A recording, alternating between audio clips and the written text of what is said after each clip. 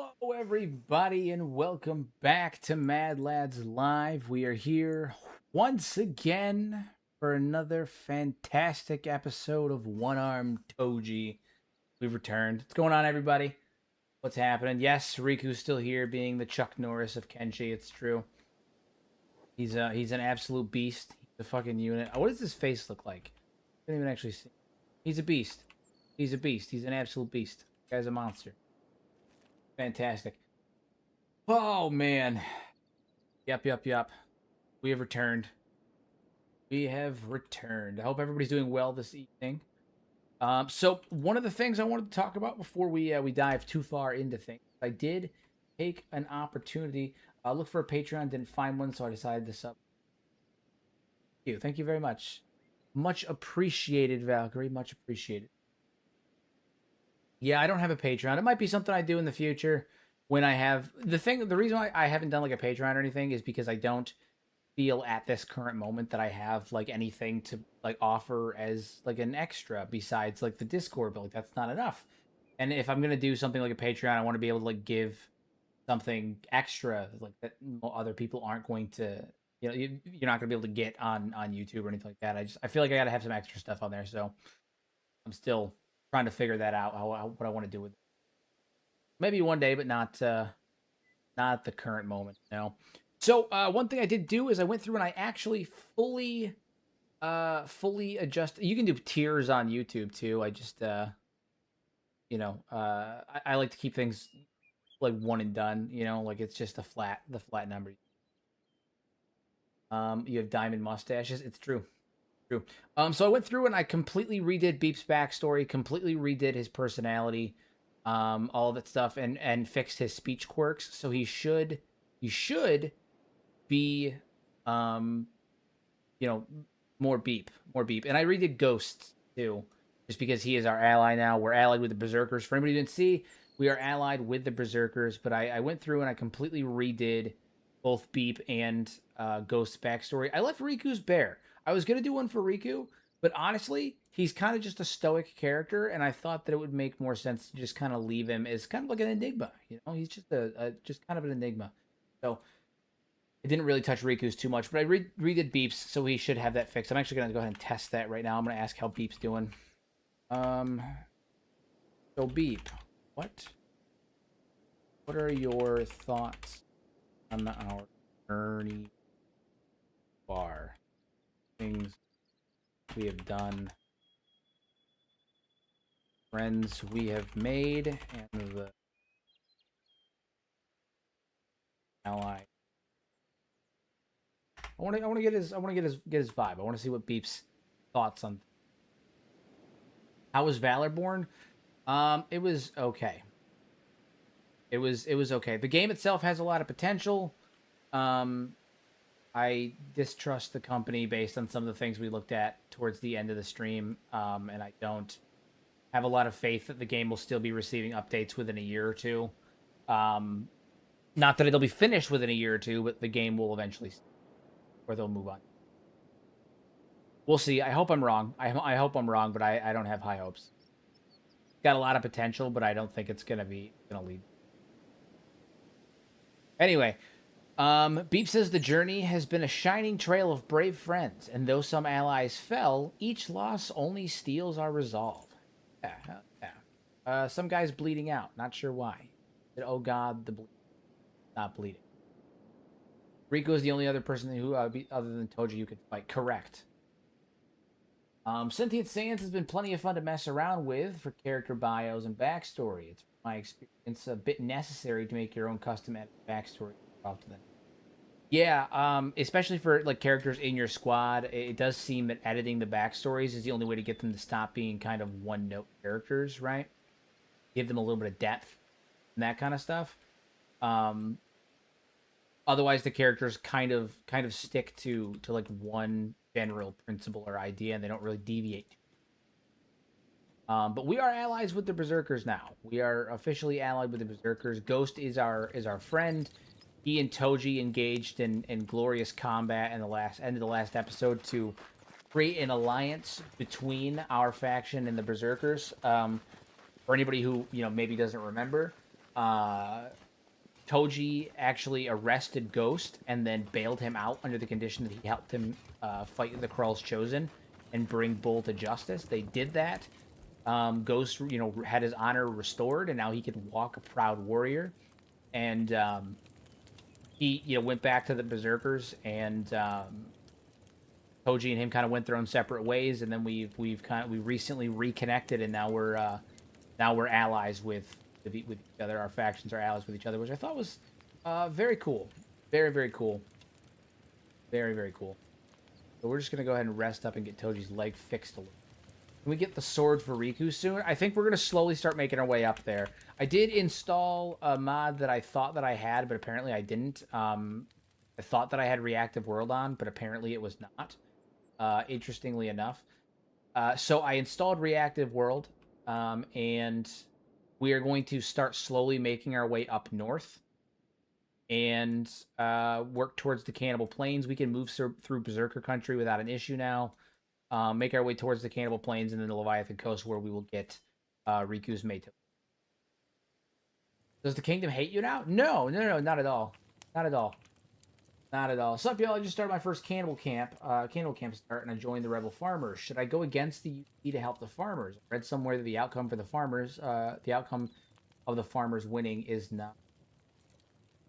So there's been a couple of posts about it, but I actually have an entire video where I talk about how the farmers, if the Rebel Farmers win, they don't have like a plan for how they're going to like rebuild or any economic or infrastructural plans. They don't have any systems of power in place. They don't have any officials that would take their place or anything like that. Like they're basically just bandits that would destroy the cities, and then everything falls into all of the cities fall into civil war. And the one, or to bandit factions, and the one or two that don't, and are only doing that because the anti-slavers are there. But we also can't really trust the sanity of the anti-slavers necessarily. So the Rebel Farmers, as much as like I acknowledge and identify their plight, they kind of have no plan, and they kind of cause more problems than good in the grand scheme.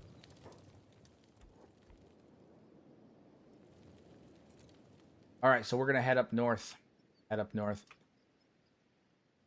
But we have Berserker allies. And the cool thing about having Berserker allies is that there are Berserkers in many places around the map. Like, they're kind of everywhere, right? So we always have a chance of having some kind of ally just show up out of nowhere to us. It's always cool. We love that. Evening, hero, and all native residents of Madladia. What a name. What a name. Madladia. Love it. One day you should have Beep talk to ghosts. I wonder how that would go. Because they've been present for all of the conversations between each other for the most part. So even though they don't really talk directly too much.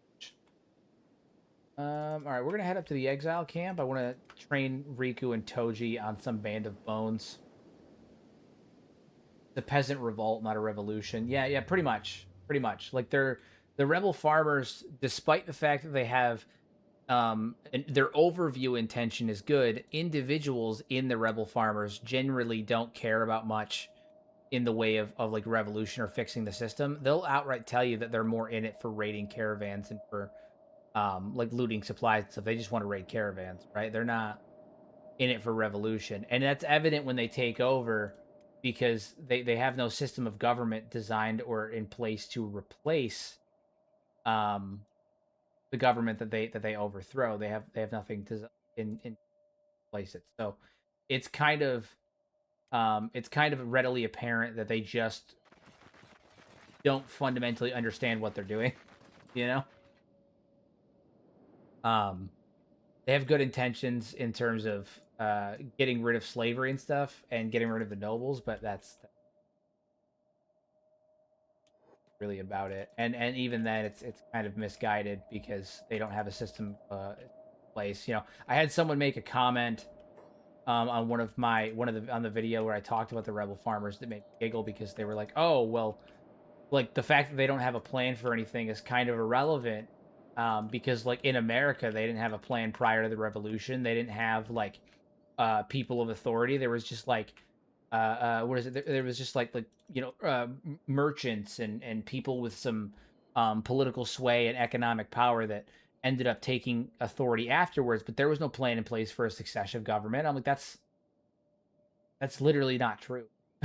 Like one of the guys who led the revolution ended up becoming the president. All of the founding fathers had high positions of authority in the original government that was founded. What are you talking about, you fucking goon? What do you mean? What do you mean that the Americas were founded on? They were like the revolt, the revolution happened, and then a system of government was created. I'm like, no, it wasn't. That's literally not true. What do you think the whole Declaration of Independence was? What do you think all that shit was? They had a system in mind, you goons. It's funny. It made me giggle. Riku's holding that sword like a beast. Yeah, dude, he's holding it like it weighs nothing. Like it weighs nothing. He's holding it like a fucking like he's about to he's doing a joust. He's about to joust somebody. Hero, I've been drawing something funny. I noticed Tinfist and Catlon, even though are the most powerful, have lower strength level than Igor, Asada, and the Flame. So I'm drawing those three just straight up flexing their muscles. Muscles will always be superior than Pit. That's really funny. That's really funny. Tinfist doesn't need high strength because he's got that fucking dex and dodge. My dude's an animal, an absolute animal.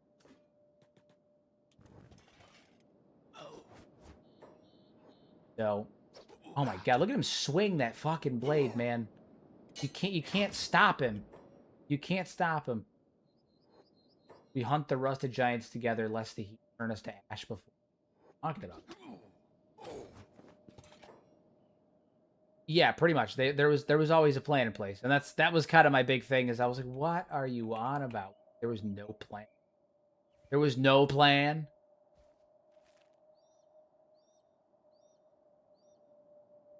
Toothpick to him. Yeah, my dude's he's just swinging. He's just swinging. Winging. 85 martial arts. Oh my god, dude, that stomach kick. We're just gonna beat the shit out of some band of bones. Show them what for it mean. And we've already begun with the Chuck Norris jokes, with the Riku Norris jokes. That's so funny. Riku is John Kenshi.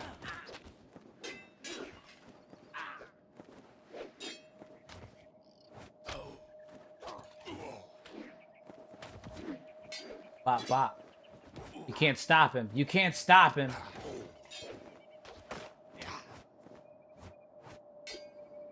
High knees, fantastic. Does he have a mechanical arm to hold the weapon like that? Are you talking about Riku? No, dude. Riku's au natural, man. Au natural. He don't care. He is au natural. He's just a monster. That's all. Never again. I don't care. Do what you want. I think the black one does look better, but one, I like to switch it up every so often, and also the white one gives me a higher martial art. Only by 4, but, 80 to 85 is because for some reason it went from 80 to 85. I think I leveled up once. So 81 to 85 is a decent jump, Some gains, man.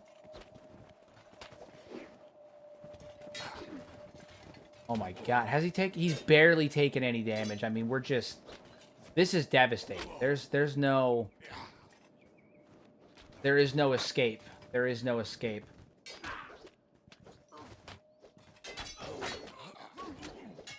Like, Toji's gotten kind of badass, but what bounties are in the north? The cannibal bounties. I also have the bounties galore mod on and the wandering bounties. Oh shit, Toji's down.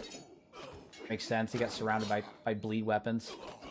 Riku will finish this. He's a monster. He fought off an army of gurglers and just kind of walked off when he was done. Yeah, so... Oh, fuck. Goddamn. Toji, come on, man. What are you doing? So I have the bounties galore and the wandering bounties mod on. So there's a ton of bounties. I haven't found them all, but I have like 50 extra bounties. Riku actually went down. Goddamn. Getting swarmed. Oh, nope. He got back up. And he's down again. He's...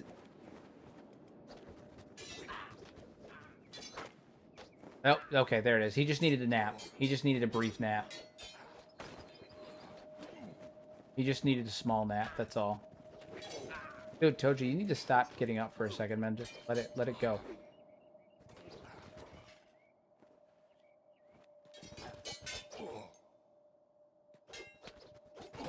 Can Riku join the Dragon Cult? Yeah, I'm down for it. I'm down for it.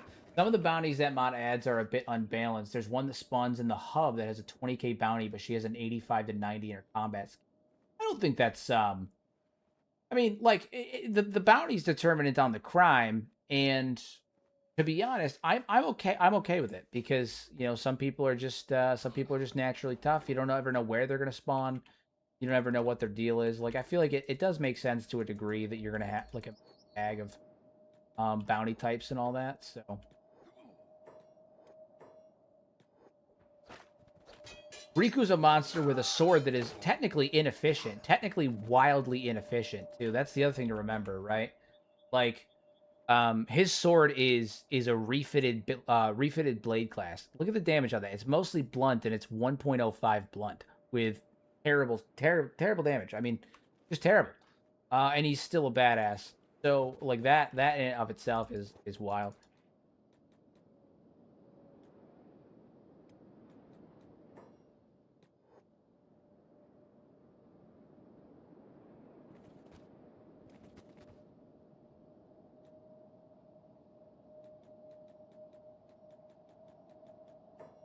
Me. The low quality sword, so he can swing it in the first place. That is true. That is true. The low quality sword is beneficial for him being able to swing it in the first place. However, I do think that we may end up, you know, maybe doing some shenanigans to get him capable of swinging a bigger one. If you know what I'm saying, a little bit of replacement therapy, if you catch my drift. For Riku specifically. A little bit of replacement therapy. Do a little rest up, get everybody going. 20k bounty on someone with 80 plus, with higher than 80 still seems pretty unbalanced. I mean, I don't think that the bounty on someone in relation to their skill is necessarily a balancing issue. It just depends on the crime that you connected them to. You know, who posted the bounty, all that stuff. Like, they're two separate things, two separate areas, avenues. You know. I can understand why, like, it's like attributed to balance and the idea of, like, oh, more, you know, the stronger challenge it is, the higher the bounty is, but, like, it sets an unnecessary precedent for roleplay purposes. I think that having bounties, high bounties on high bounties on characters that are weaker, and, you know, low bounties on stronger characters adds a decent level of roleplay in there. It makes sense logically. It's just more that by the time you can take someone down like that, 20k is nothing. That's true. That's true. That is true.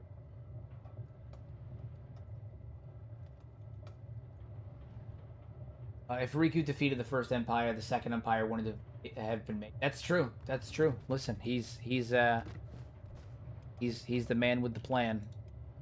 Man with the plan. How are we looking on food? Okay, we're good. Good. Good. Actually. Sell that do actually.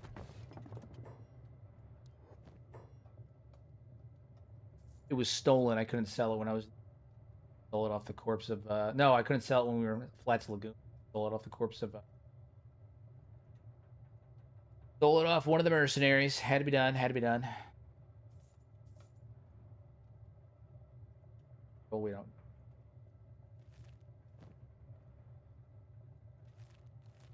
More locations on the map. More locations on the map. High, all up and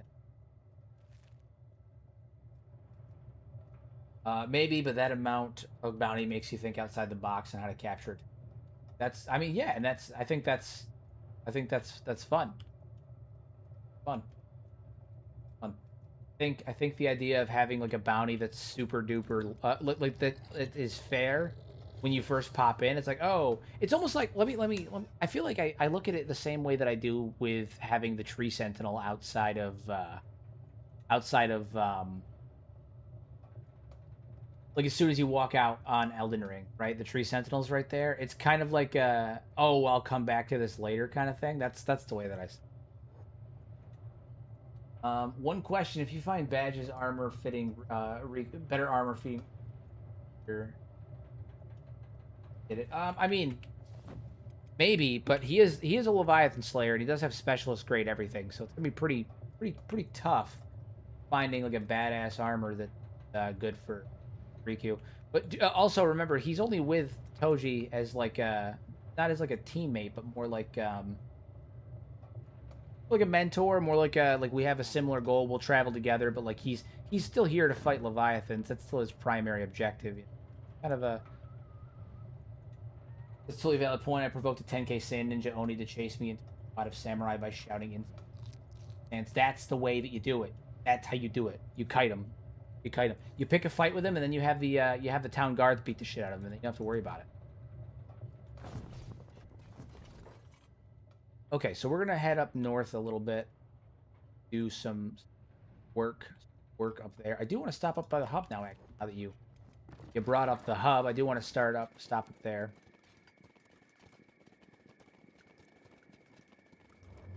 Do want to stop on up there.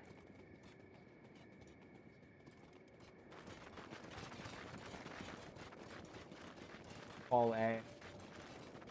He's right. I was there. It's true. It's true. I was there. I was totally there. Totally there. So we're gonna take the long way up though, because there's a couple stops that I want to make. We're gonna skip out of Holy Nation territory because I don't think that's gonna go well for us.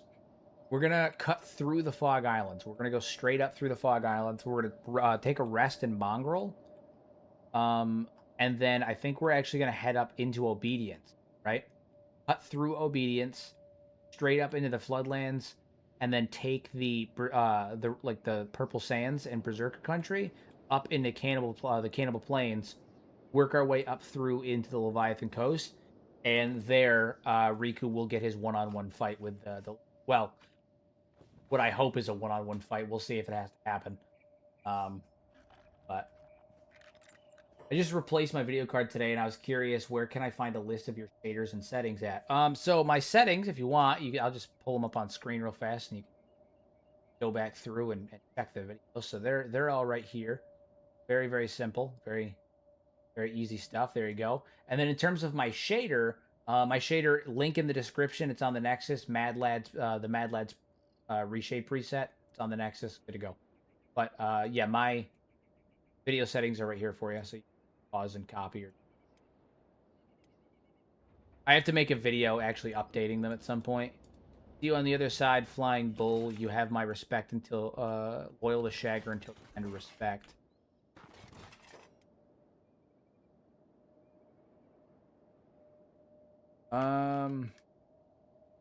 You speak of Flying Bull. I put him away some time ago. Is he still locked up, or did he escape? I want to know.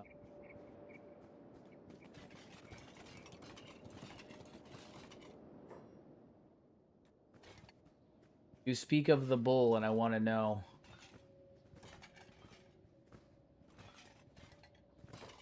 Well, you still can? Who said this? Barrett. Oh, he's one of the bounty. Good news, I found out why my saber animation. Interesting. I want to see if they were just talking about Flying Bull, and I'm curious if they're going to recognize that that we're the one that took him down.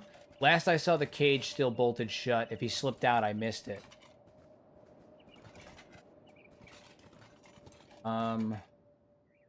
Good. He was a tough opponent, but I got it done. I'm just trying to maybe spread a little bit of word here. Glad to see he is still behind bars. Ghost in Sukon fought hard.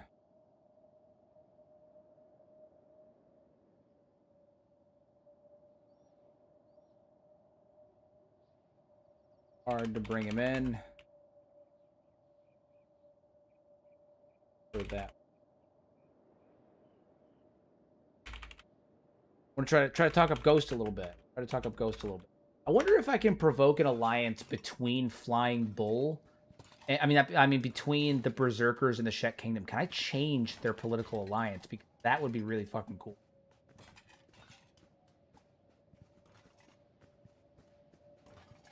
He does look pretty peak. I do think he looks badass. The mask is...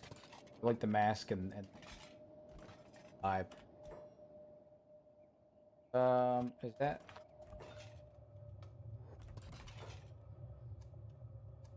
Yeah, it was. That's totally fine. I think that was just a passing.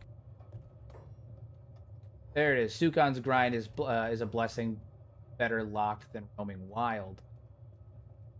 If you need water in the blade jets.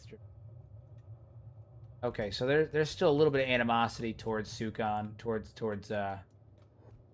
Ghost. I'm sorry I've been missing your streams. I've been at a convention. How goes it? You have to apologize. Listen, you show up when you show up. It's no big deal.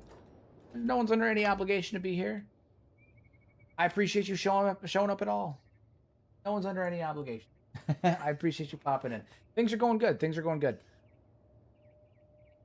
Have Beep argue with Flying Bull. He's locked up in Ad Mag. We'd have to go all the way to Ag Mag for that. If the Drifter's masks hides hollow eyes, perhaps his ears hear the same hiss of birds. Actually, I wear the mask as a statement, not to hide something. Gives me an air of mystery, and also makes me identifiable. Makes me easy to identify as one arm. Gotta protect. Gotta represent my achievements. Gotta represent the achievements. I'm personally not 100% of the mask. I prefer the Hachigane, but the mask fits Toji better. I can't argue. The reason why I have the mask is because it literally gives it gives him a +2 martial arts, and I just thought it was a cool unique vibe for him.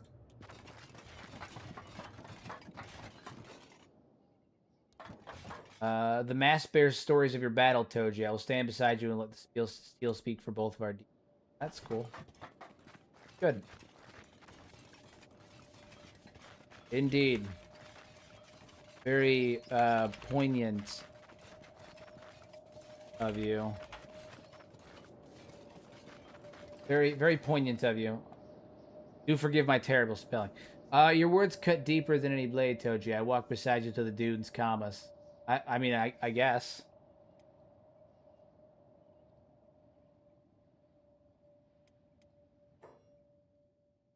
I appreciate that. Your mentorship is also appreciated. Because, Toji is kind of, he's looking up to Bull. Yeah. I'm not Bull. Riku. God, it was a Freudian slip. Yeah, dude, Riku's huge. And to be honest, once we get to once we get to the hub, I'm gonna go into the Shinobi Thieves. I'm actually gonna make him a bit bigger. Also, I get to talk a bit about Kenshi at the con next year. I've been asked to panel on world building. Oh shit, really? Hell yeah, dude. Hell yeah. What's the premise for? Like, why were you asked to do a panel on world building, if I may ask? Like, what's the deal? Give me your qualifications, Dragon. Tell me the things. I want to know the qualifications. I want you to sell yourself a little bit. Come on, do some advertisement in the chat. Let's go. Come on. Sell yourself, my friend. Pitch it up.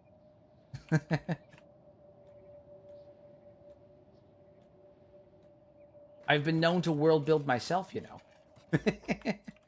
I've been known to do a bit of world building myself, you know.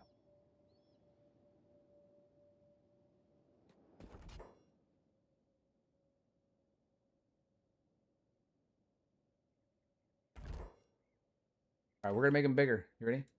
Big, songy. We're gonna make him thick. Knickers.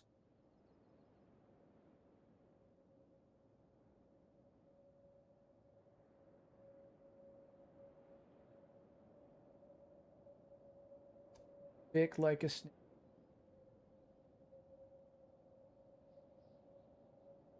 Good.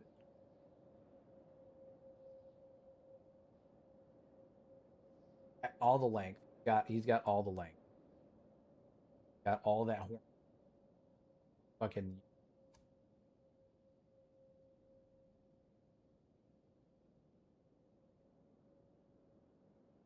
Make him big, but now way out of what he was. Yeah, I mean, we only increased his height a tiny bit. Here, I'll drop it down a little bit. We'll drop his width down to like. Still there. He's still gargantuan. Thick. Thick.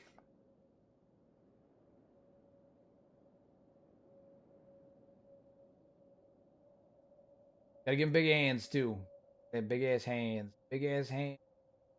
Bulky arms. His strength ain't getting much bigger, so like the bulk is pretty there. Just a little. Like a 5. Nice. Nice. Thick with 2 T's and 6 K's. My fucking guy. All right. There he is. He's got those big pauldrons. All right. Pauldrons the size of mountains. If World of Warcraft taught me anything, it's that you can always measure the strength of a man by the size of his pauldron. Okay? His pauldrons. Probably make his feet bigger. Look at his tiny ass feet. The rest of his body, actually.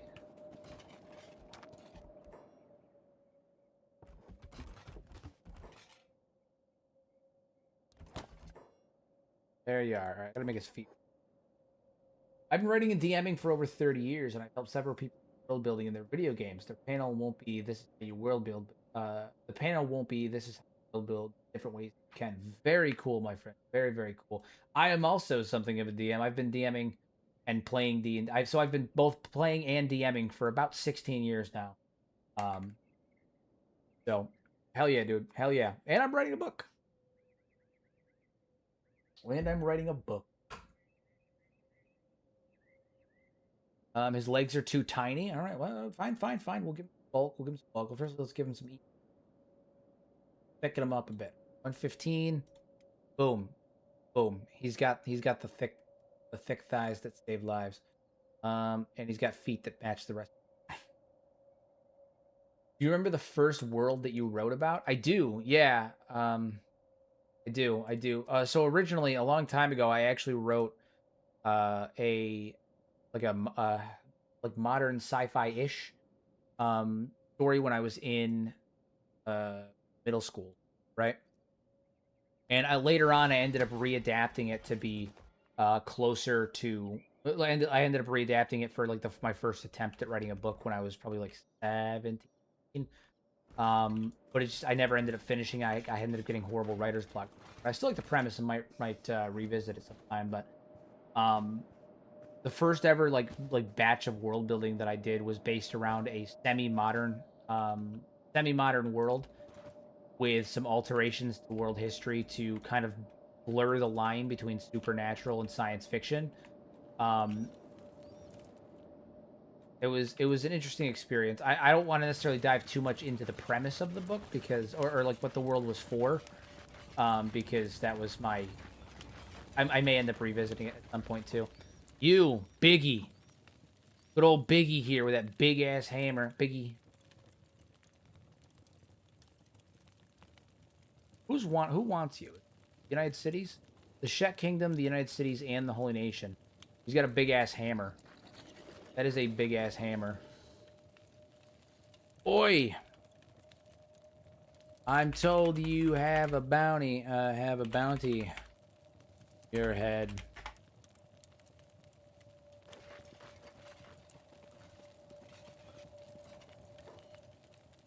guy.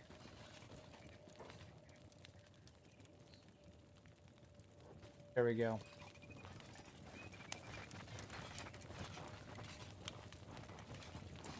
Yeah, basically some of the ideas from that first world that I created got recycled in the book that I'm writing right now, which is funny. But like you know, I feel like even your bad works, even the ones that didn't work out right, or that were maybe kind of convoluted or anything like that, can still be recycled and reused and lead to something better. Like for instance,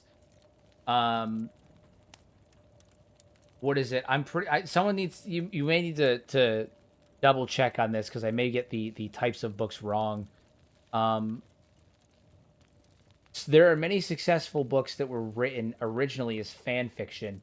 Like I'm pretty sure, not that I've ever read this book because it's not my vibe, but I'm pretty sure 50 Shades of Grey, very well, like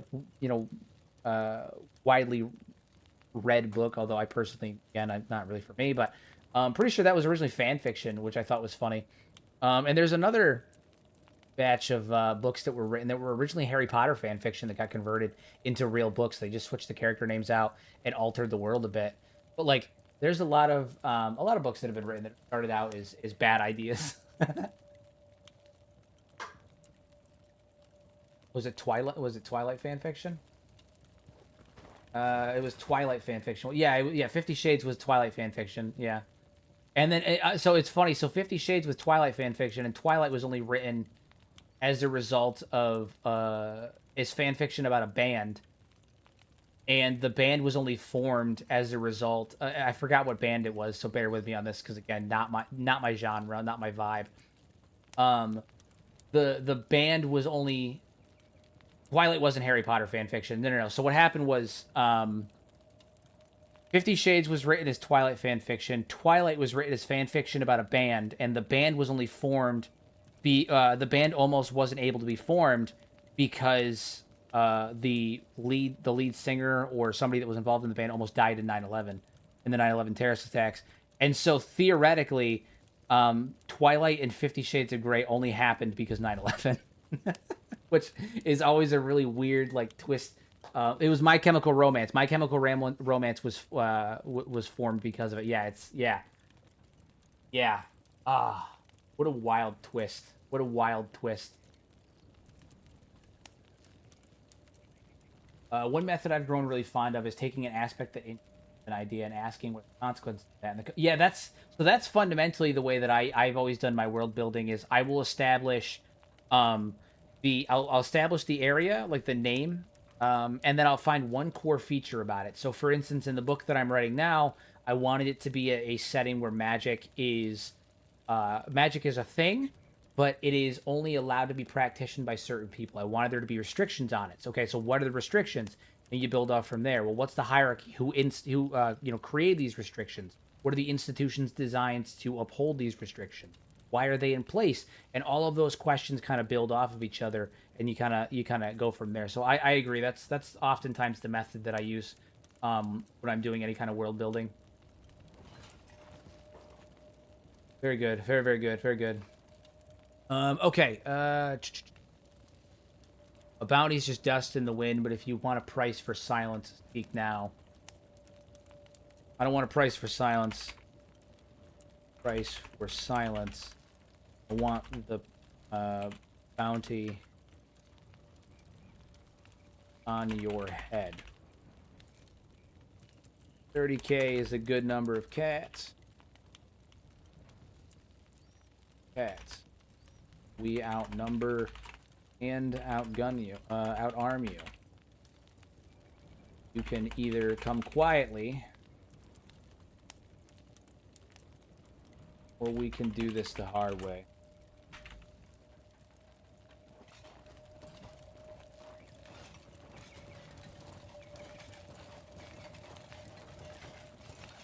The bounty's 30K cats. Hand the coins and I'll walk away, but cross me and you'll feel my maul's weight.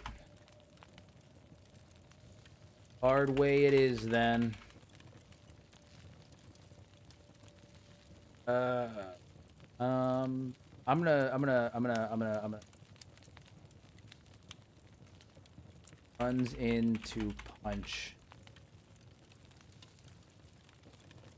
No, you know what? I'm gonna spin kicks in the side. Come on, come on, come on, come on, come on, come on, come on, come on. There we go. Combat has begun. Hard way it is then. Hard way it is then. I outarm you is ironic considering he's out in arm. That's the joke. Don't ruin the joke, Eric. Don't ruin the joke. Can you give me some advice on creating religions?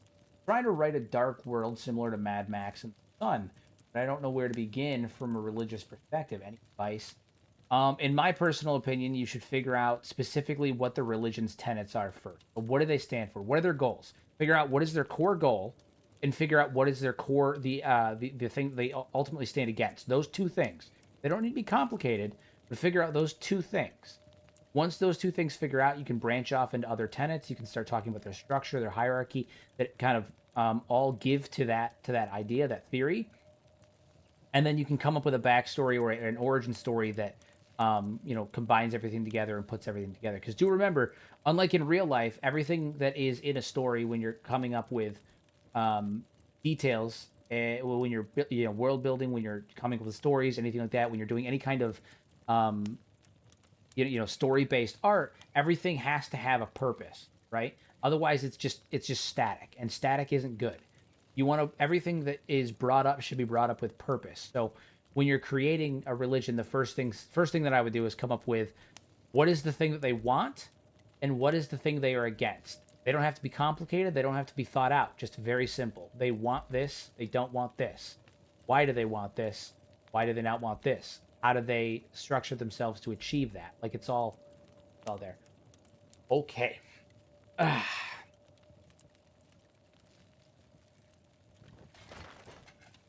Going down. Get bopped. Can't use that big fucking maul, can you now? No, you cannot. Now you ain't got no arm. Dude, Riku chopped his fucking arm off. This man's whole thing is his giant maul, and Riku said, what? And just removed his arm. Now Toji basically actually outarms him. Oh my god, that's so funny.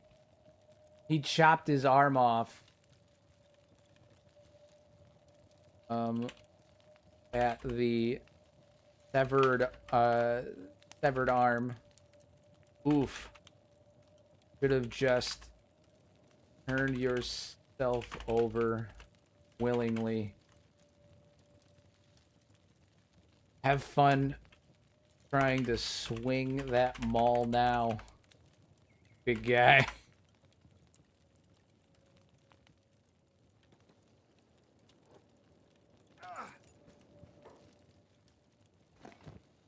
Had to be done. Had to be done. That is a lot of drugs. Holy shit. That is a lot of drugs. That hammer's really cool. That is a really cool hammer. We do like the hammer. We do like the hammer. Throw the hammer in here. Riku, take the bag full of drugs. You know you want it. Flint kit. We do love that. Well, we already...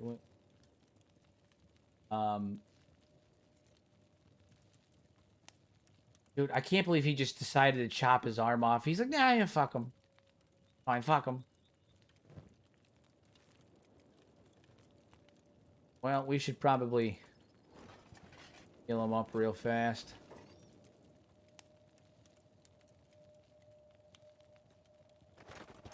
Keep doing his thing. How much is, Maul's pretty cool. The Maul is pretty cool. That's funny, though. Just chops his fucking arm off. The worst part about it is he chopped his arm off. Look at the cutting damage on this. Look at the blood loss on this. There's no reason he should have just chopped that dude's arm off, and he did. He did, and he didn't even feel bad about it. Chad Riku disarming that drifter biggie. Oh my god. Didn't stand a chance.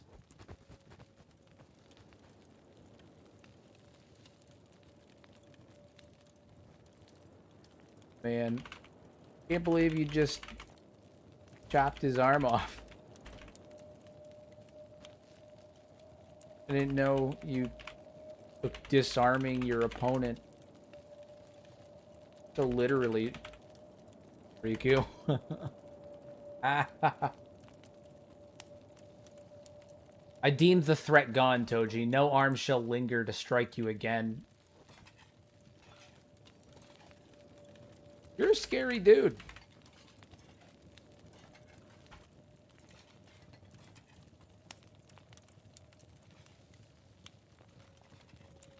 Wild stuff, man. Wild stuff.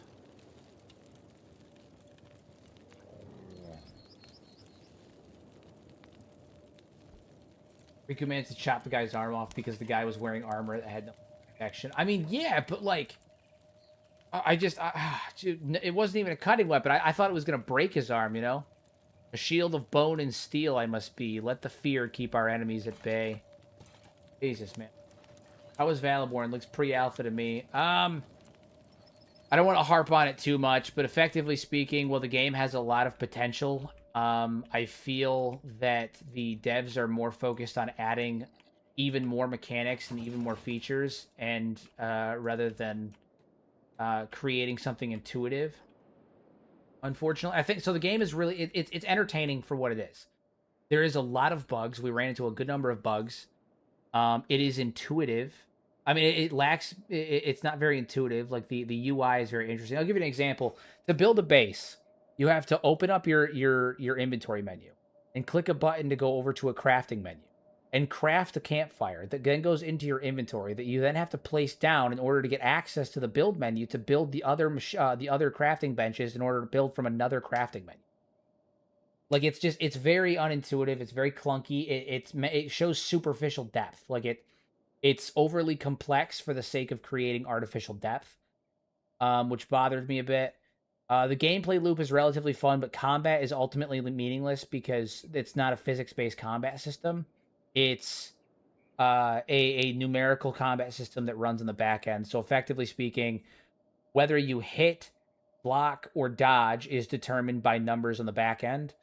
And regardless of whether or not your hit actually connects, those things will happen. So if you run away mid-attack animation and you're 6 feet away, you can still get hit by the enemy if they're during their attack animation, because distance has nothing to do with it. It's all about numbers on the back end. It's basically rolling a die and adding stats up and all that kind of stuff, which is unfortunate because then combat, basically you have no way to actually be strategic in combat. It's a numbers game. Have more people, have bigger numbers. That's it. There's no strategy to it besides that.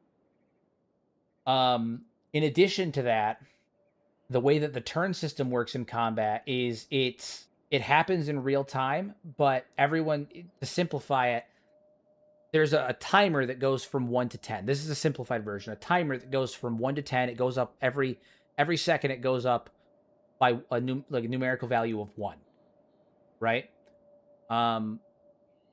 And then stats on weapons, armor, levels, all that stuff will increase the speed or decrease the speed in which that that timer goes up. When it hits 10, then you attack, and then it resets and goes up. The problem with that is that anytime there's any kind of synchronized animation or anything like that, that timer stops. So you can't take advantage of synchronized animations. You can't take advantage of any of that stuff. And when you combine that with the other issue of combat effectively being just numbers on the back end, what it means is that combat in Valorborn is effectively just it's visually cinematic, but that's it. Like what you're seeing in front of you is visually cinematic, but you have no real impact beyond numbers. Numbers are the important part. And you can't use any like proper stratagem or anything beyond that. Just my numbers are bigger than yours. That's it. You can't. There's no way for the little guy to beat the big guy unless you kite them. And even then, kiting is difficult because if they start an attack animation, they will hit you.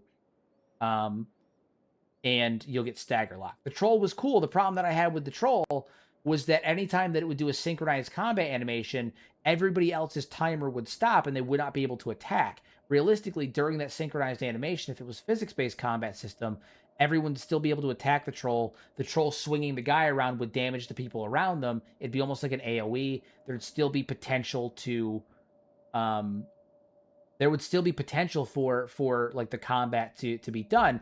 But instead, every time that troll would pick somebody up, every time that troll would do an animation, everyone stops. They just wait. They just wait. And it made combat, firstly, it slowed down the pacing of combat, kind of ruined some of the ambiance of it and all that stuff. Again, the bones are there. The potential is there. It's very interesting. One of the other things that really bothered me was that they have a lot of planned features to implement in the next three, like within the next 3 updates that they have planned.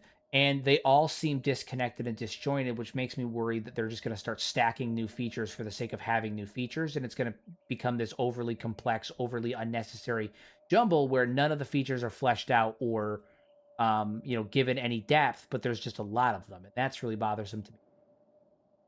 All of that can be forgiven because the game is in very early access and I enjoyed it very much. In regards for being an early access title, my biggest gripe with it right now has very little to do with the state of the game and a lot more to do with the history of the company, who have another game that they seemingly abandoned. They had DLC when the game was still paid DLC when the game was still early access. They developed it for 1 year.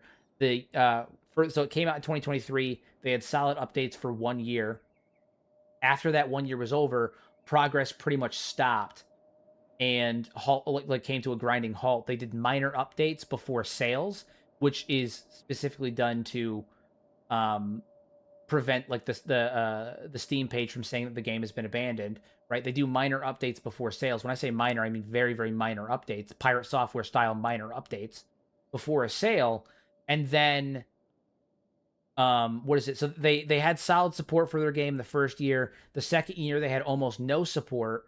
They dropped paid DLC for a game that was still in open beta, and then they completely stopped the game and started working on a new project at the end of year 2, being Valorborn. And they pumped out Valorborn in less than a year using reused assets from their first game, which again, not a big deal, but they haven't done any real support for their game. Thank you for the follow. Thank you very much.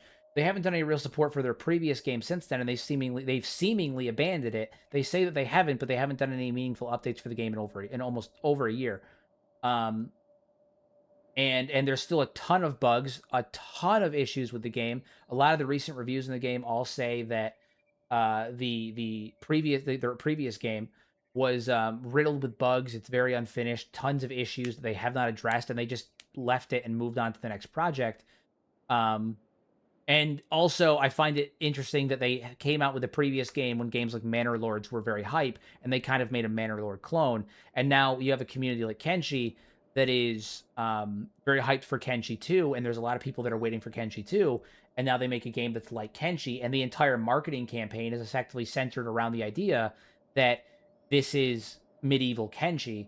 So it seems almost like they're just trying to financially take advantage of the fact that the people that are waiting for Kenshi 2 are starved for a Kenshi 2 experience or a new Kenshi experience, and that really grinds my gears the wrong way as well, because their marketing is centered around being a replacement for Kenshi, and I think that that's just a bad, ethically, it's a bad practice. It doesn't something that I don't really like, that I don't really care for. I don't mind that people are comparing it to Kenshi. I think that's totally fine, because, a Kenshi-like genre is a really cool idea. Having other games that are like Kenshi would be really cool. I just like that the marketing was seemingly deliberately centered around the idea of being, hey, this is Kenshi.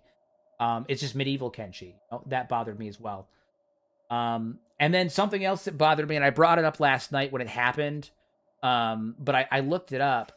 This is a company that has a pre-established game that has other games as well.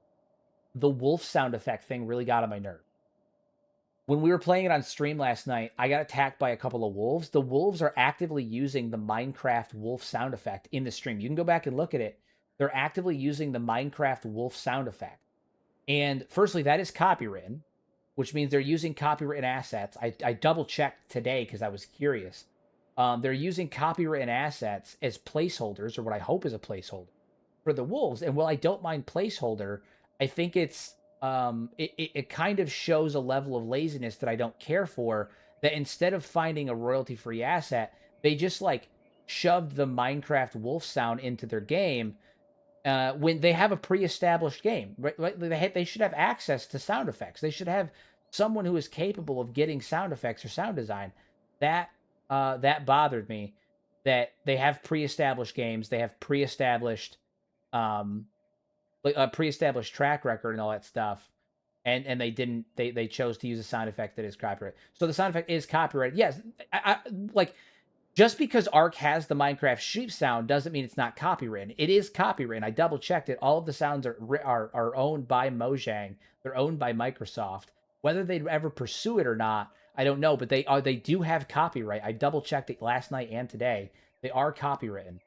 And it just seems lazy that a company that has pre-existing games would rip another game's sound effect, even as a placeholder. Just use a royalty-free sound.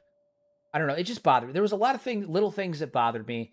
I'm not going to dive into the bugs and the issues with it too much right now because it is still in early access. I will say the fact that they're charging $22 or however, I got it for free, admittedly. The fact that they're charging $20+ for it in its current state, that to me is asinine.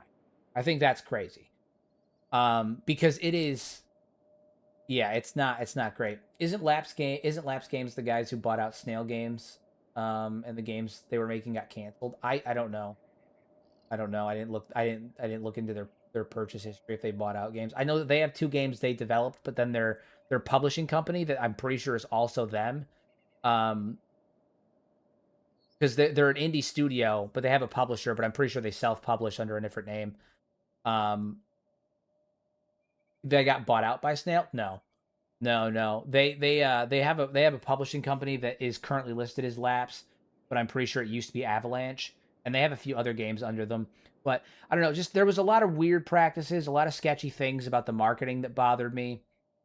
Bugs aside, because again, it's an early access game. I'm not gonna rip on it for being riddled with bugs or for having issues. That's totally acceptable. It's an early access game. I think the price point is unfair for what you're getting right now.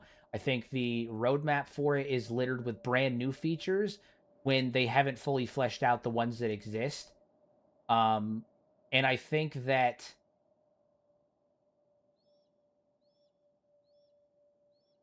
everyone other than you has glazed it at least.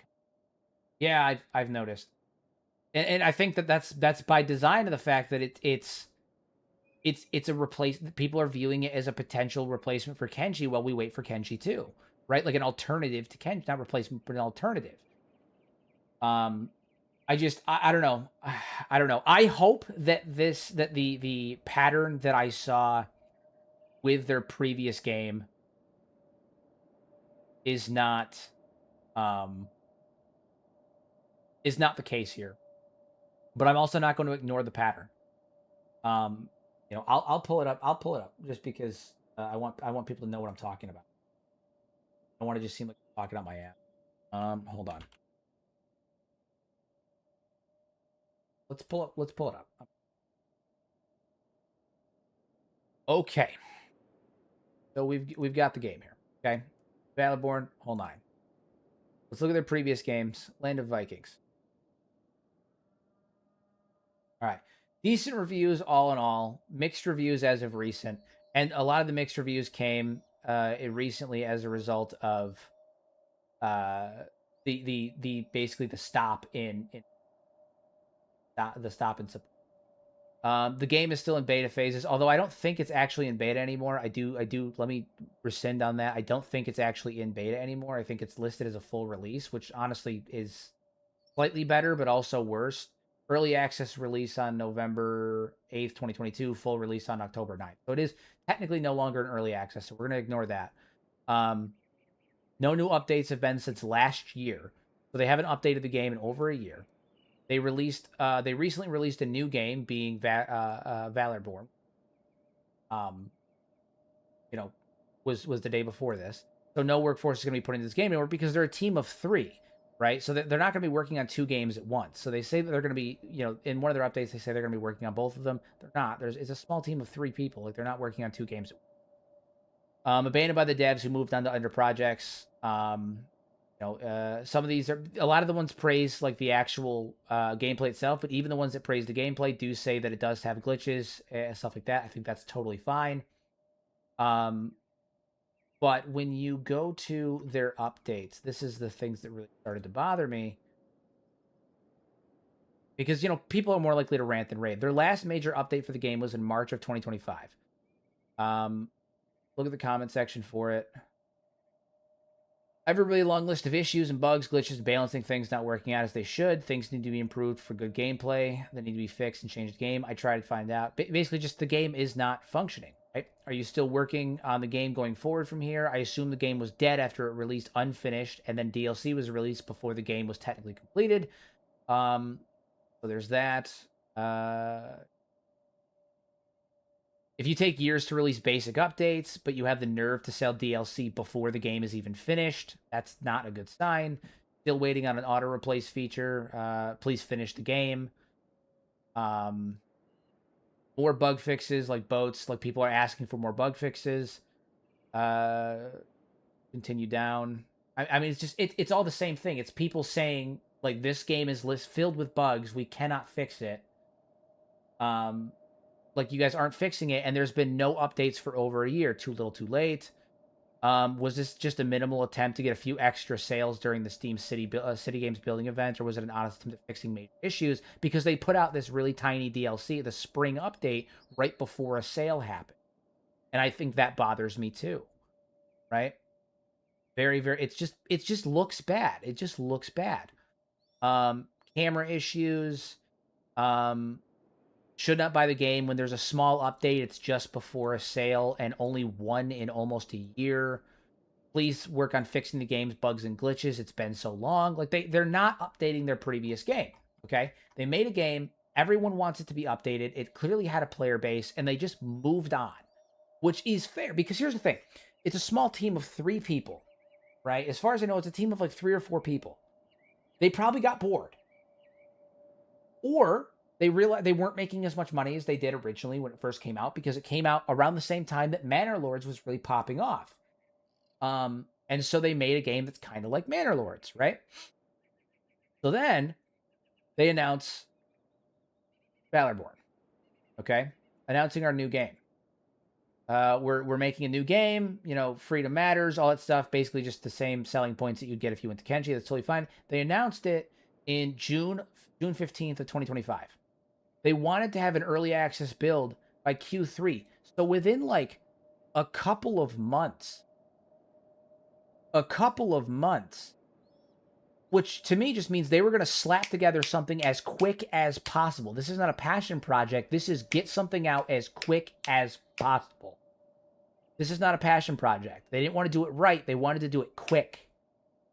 Then you go to the discussions. Look at the discussions. I was about to buy Land of Vikings until I saw this. How are you going to release another game without fixing the previous ones? Throwing half-baked games out left and right. Just a small-time gamer, so it doesn't mean much in the scope of things, but this company's hit my blacklist. Another game left unfinished by the developer. Calling out the comments from the developers, agree with the other comments.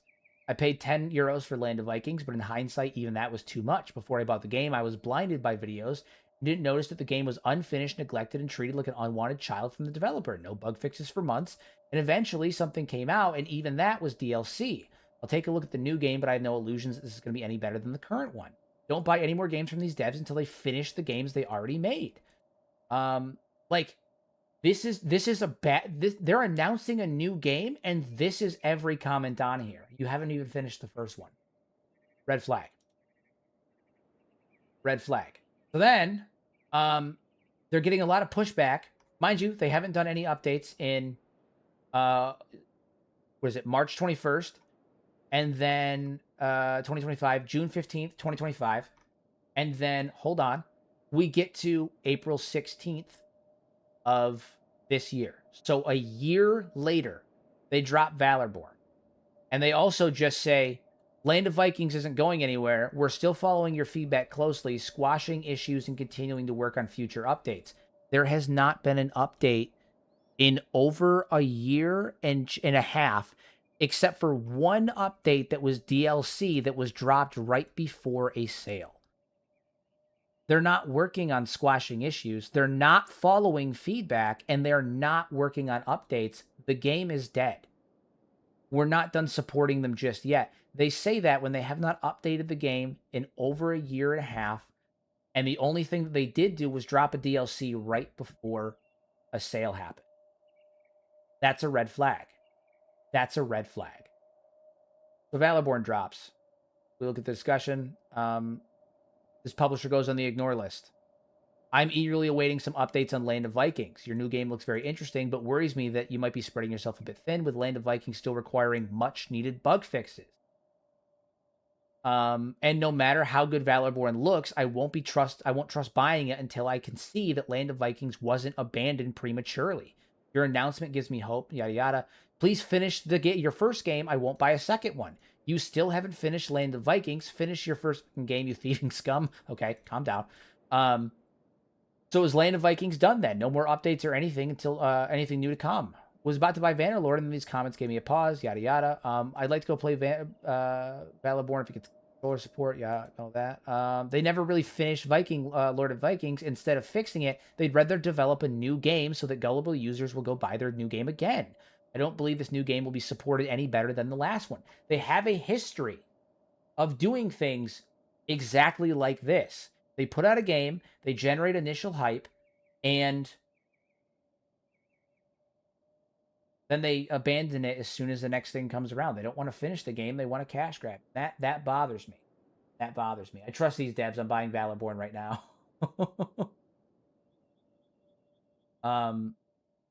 So I just I've seen a lot of people on on YouTube, on social media, blazing the shit out of the game because it's medieval Kenshi, and I think that there is potential in the game. I don't think that the game itself is the problem. There are issues with the game that I don't like currently, but it is early access, and I need to be very clear. I don't think the game is the problem. I think the developers are untrustworthy, and I don't have any faith in them to finish their game. I don't have any faith in them to put in the desired time needed to finish the game. And I don't have any desire, I don't have any trust in them to do what needs to be done. I don't think that they're going to do right by their consumers, and I don't think that Valorborn is a passion project from people who are passionate about the game that they're making. I think that it is a game that is taking advantage of a temporary lapse in the market while Kenshi 2 is waiting, and they are jumping on it to get as much cash as they possibly can. That is my opinion of it. And when they sent me a review copy, I said from the beginning, I was not going to lie about my opinions on everything. I like the game. I think that it has potential. I think there are things that can be improved, obviously, but I do not trust the developers, and I do not think that this is going to last. I don't think it's going to last. I think that within a year, because someone commented on my stream last night too, like on the stream that I posted last night, they commented on it today and said that there's already been 2 updates. I think they're going to stick with this one. The game's been out for less than a week. Every game gets support. Even shovelware gets support for a couple of weeks. And this company has a history of doing decent-ish support for a year. And then they abandon it. And they only do occasional updates right before a sale. I don't trust them. I don't think their game is bad. I think their game has potential, but I do not trust them. And I think that the reputation built around the way that this game was marketed lends even more to the fact that I do not trust them, and I think that they are currently trying to take advantage of a lapse in the like a lapse in the not a lapse, but a gap in the market for people who are desperately waiting for Kenshi 2 or another Kenshi-like game to come out, and they jumped on it. They're going to make a shit ton of money, and then eventually the game will be abandoned. So, but that's my opinion on Valorborn. So that's what it is. I'm not going to talk about it anymore. I think I've said my piece. I do think that a lot of people are glazing the shit out of it, and I'm not going to be. I'm not going to do that. I'm not going to do that because I don't trust it, and I don't think that it's something that should be glazed right now. I think it's one of those things where we need to hold and touch back in a year and see what happened. But I'm not gonna lie and glaze the shit out of the game because I don't trust it. So that's my thoughts on it. That's my thoughts. All right, back to Kenshi.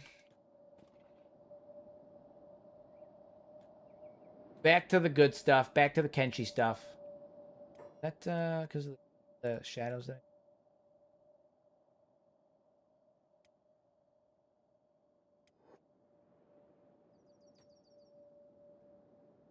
All right. So we got Biggie here. We need to go turn his ass in. Let's run back to Squin real fast and turn Biggie in.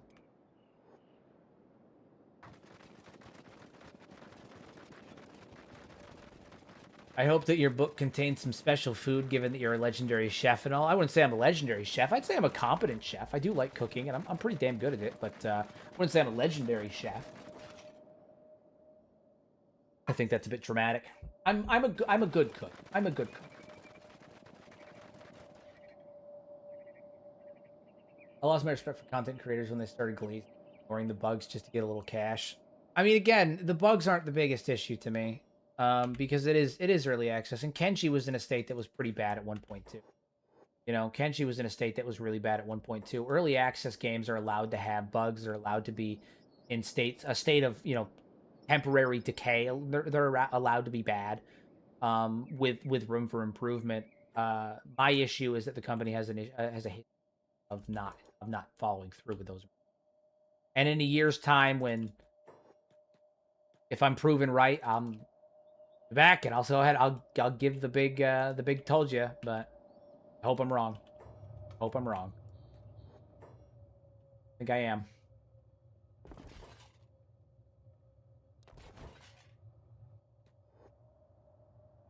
Nice. Little 30,000 cats to tie us over. Little 30,000 cats to tie us over. Okay, so we did the hub. Dust King's down. We also have DMAC and Boozin that we've got to take down at some point. Maybe we should get the drop on that. No. We're gonna head north. Keep focused. Keep focused. Keep focused. We're gonna head north. We're heading up to give Riku his ultimate challenge. His ultimate challenge. They were saying it's probably their computer, though. One time when recently this computer was kind of glazed. I don't trust it now.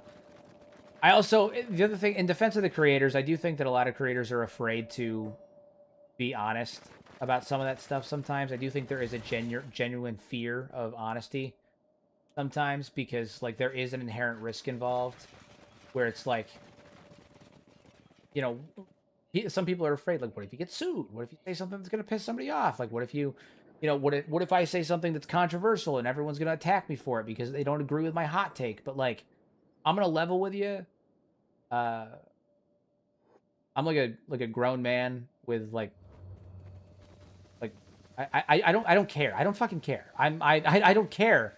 I don't care if people don't agree with my take, because as far as I can tell, my take is based largely on unbiased data that's in front of me. Like, I'm looking at the facts and extrapolating what I see from those facts and forming an opinion that is purely my own. I'm not going to apologize for that, and I'm not going to feel bad for that. I don't care if you don't agree with me. If given evidence to the contrary, then I will change my opinion. That's totally fine. I am more than happy to change my opinion, but I need evidence to do it. Because right now, the evidence to me points to this being, a slap together shameless cash grab using reused assets from their previous games, stolen copyrighted stuff. Well, that one's probably a bit dramatic, but, like, it's just a lazily put together cash grab.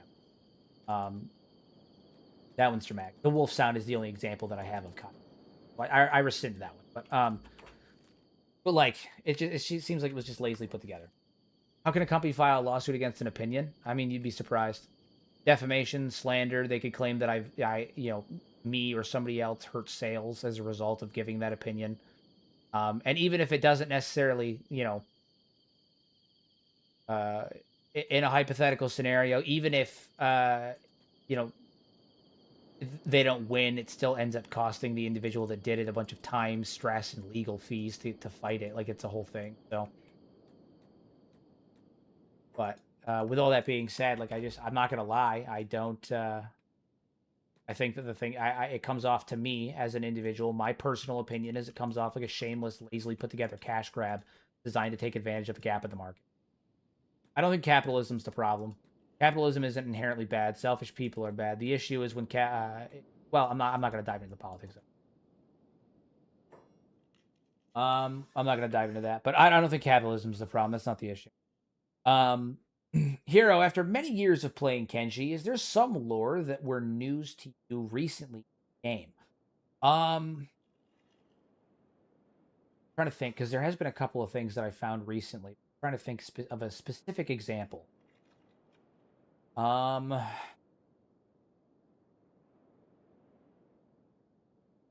Yes, but I don't want to dive too much into it because it's in an upcoming video that I'm doing. My next lore video is on the Crab Raiders, and that should be coming out hopefully next week. Yeah, it's on the Crab Raiders, but I don't want to spoil it. So we're gonna hang on that. But yeah, I did an event. I've done it started. I still have a little bit of work to do on it. I got to finish the script out, but I've got a bit of an investigation going on the Crab Raiders, and I think this. All right, so I'm gonna let you guys know ahead of time. The Crab Raider video is gonna be the first ever theory video that I've done, like origins video, where I come up with 2 potential stories for them because there is so little to tie them to like an actual origin story or figure out what the hell their deal is. And so I have come up with 2 ideas. But I will tell you, one potential answer to the crabs ties them to the Holy Nation.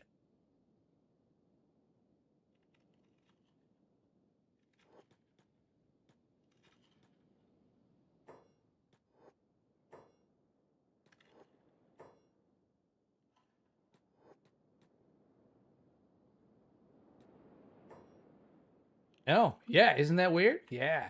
Big what? What?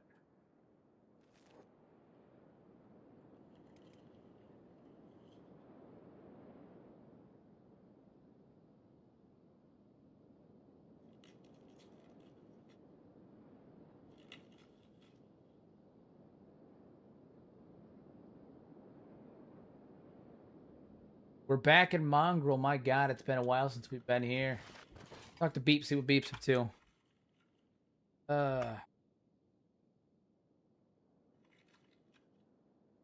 Back in Mongrel after all this time. Did you miss it here? Miss it here, Beep?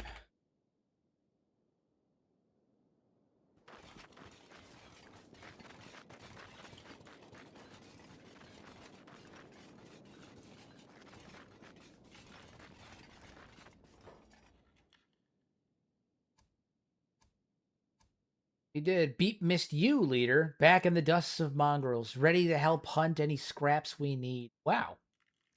That was nice. That was nice, Beep.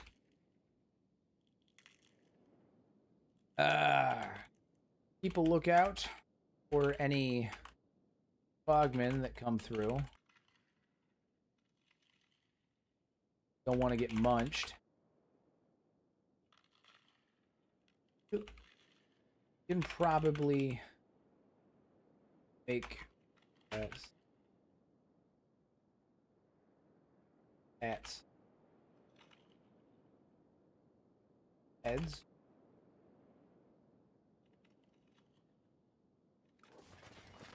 Beep is nice. Nice.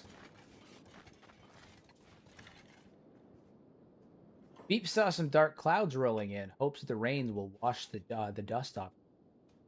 I don't know if that has anything to do. Beep will stand guard, eyes sharp for any fogmen that creep in, and ready to slice heads for cats. We'll hustle the trade together. Check trader past this sagging under. Will pay well for a proper blade. Dude, what are you talking about? Riku's talkative, and I have no idea what he's saying at any. Fogman Beep's name was Zeep. Actually, he was in a previous playthrough for approximately 1 or 2 episodes before he inevitably had his head bashed in by a noble. So, Fogman Beep has been around. He was in the Nugget Mafia run. If anybody remembers. Anybody remember Zeep? Zeep? Do I have anybody here that remembers Zeep? Was anybody here for Zeep? Red, you were here for Zeep.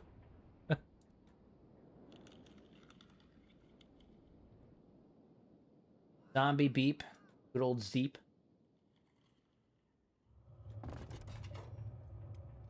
Well, while we were here, we are here. Oh, we have drugs. That's right, we have drugs. Gotta watch the Nugget Mafia. We did love the Nugget Mafia. All right, we can sell these. Forgot that we had stole all this hashish from Biggie. Forgot that we had stole all of Biggie's drugs. Good old Don Tony McChicken. And then after that, Beep came back as a Sith Lord. Following playthrough, we've had some wild rides. Wild rides. All right, we got more bounties here. That's Giant King Gurgler. We already know that we're not ready for him. Tin Fist, Biggie. Fun fact, we got him. What was his crime anyway? Wanted for acts of terrorism, drug peddling, murder, public intoxication, indecent exposure. He's considered extremely dangerous. Be wary of his hammer. That's so funny. Indecent exposure. I'm down, my guy. Canyonlands Killer. Bugmaster Needles. Red Bandit. Preacher. We already took the Preacher down. The Ceasus Bandits. Oh, yeah, there's a lot of them. There's a lot of them. They're cannibals? No, they're criminals.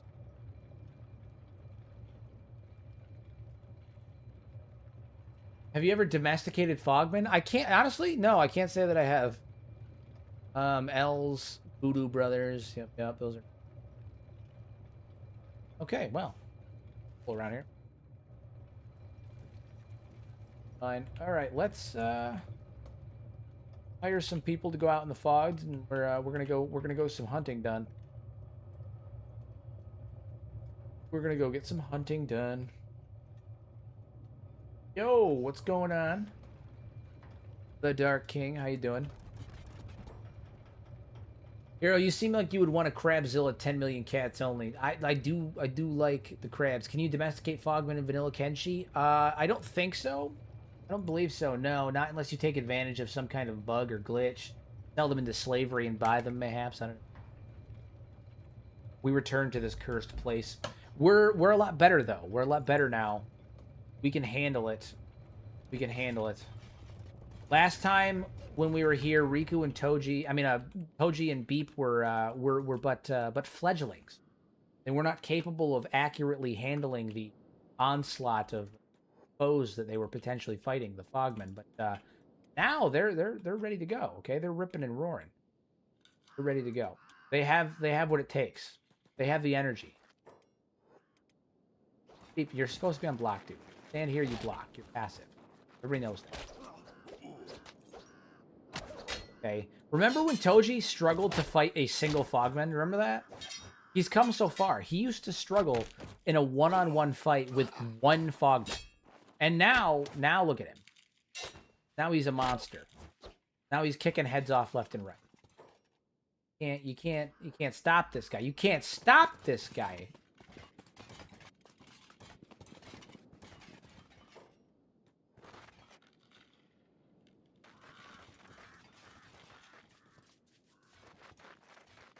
You see that shit? Oh my god, front flip kick.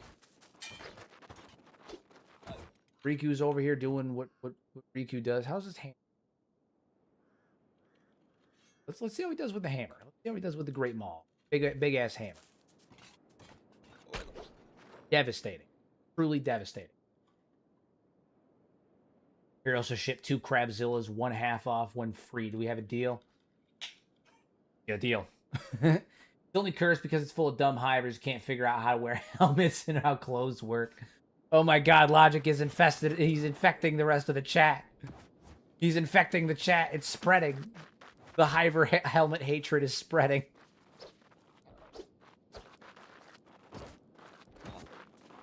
Logic has infested the chat. He's infected it.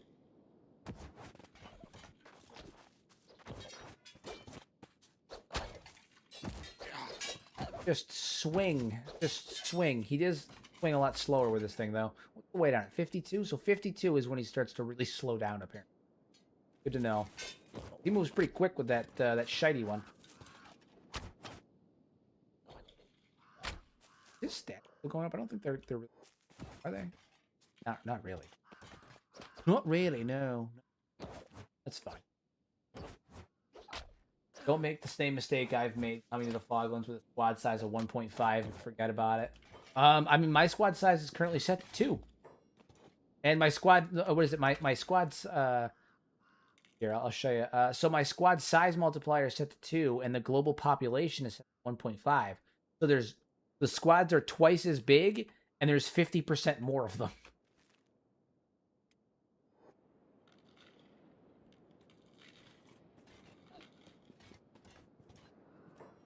We fought any heavies yet? We need to stop messing with the small fry and go fight some fog heavies. Oh, you're a madman. I enjoy a top quality horrifying stream for it. I like to have some drama. Some drama. Find these fog heavies, man. Yeah, around here something. They'll start flowing in soon. Be like the gurgler thing, right? We showed up to the Fishman Isles, and then they were nowhere to be found. And then suddenly they were everywhere. Here's what we'll do. Draw some out of hiding. By throwing you guys up here. I'm going to need me some grog right now. Once we get done with the hunt, we can get some.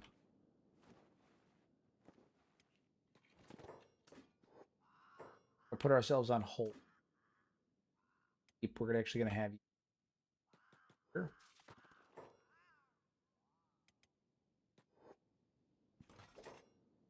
Should get some fog heavies coming. There they are.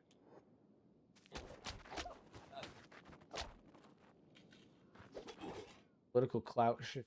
Hey, once the hunt ends, we'll split the loot and mend any wounds. Let's press the where the wind still carries us. Folk, greed. Then fill a few bags with Fogman heads. Use them to fund after. I like the idea of them having this conversation while they're actively fighting against a horde of Fogmen. Like, I think that's a funny idea. They're like here fighting off this horde of Fogmen, just talking about the drinks they're gonna have as soon as they're done chopping off all their heads and throwing them in bags.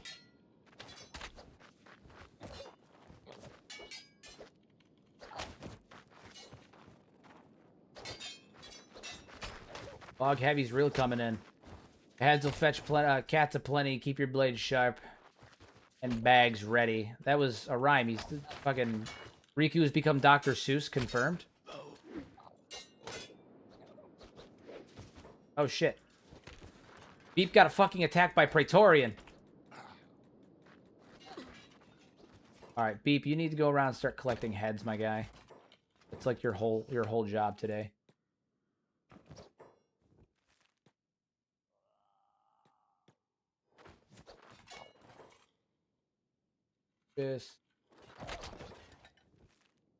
Not too worried about it. Riku should be able to take him without an issue.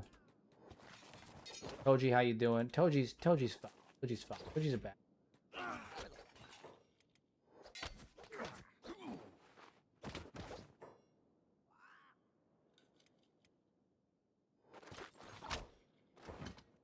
That head. That guy's head.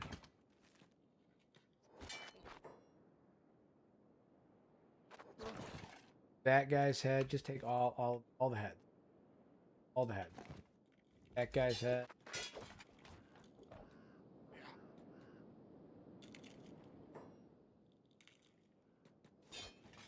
Good. My first time in the Foglands, I managed to survive with my 3-bud crew. If a chunks, but it had to be done. Listen, it had to be done. All right. Every so you got to lose some in order to understand the true pain. You gotta lose a couple people in order to understand the depths of what you're up against. Where did that Praetorian go? Praetorian here.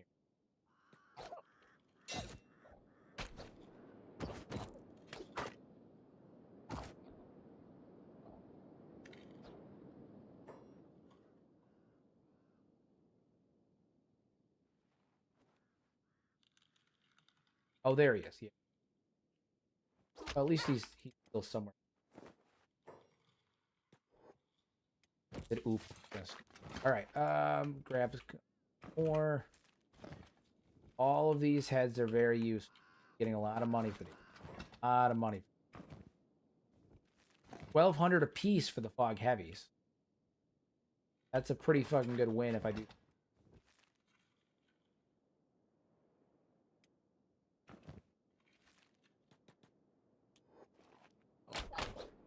Start bopping the shit out of him.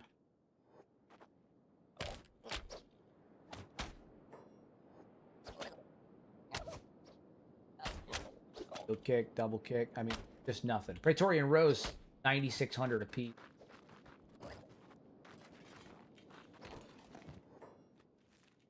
That. This guy's still. His name is Ronaldo. Yeah, dude. Yeah, dude. Sentient Sands gives everyone names. It's just a byproduct of what it is. Yosh, stay down. Dude, what is Toji talking about? Like he's yelling it off. I'm fine with it, but like he's yelling an awful lot. Who the hell is Yosh? Or is he just saying, is that like a sound beast? It's gonna scar. Yosh, stay down. But yeah, I think he's very talkative right now. He's very, very talkative. Very, very talkative. That's fine. Got all these. Got a pretty much. Oh, couple.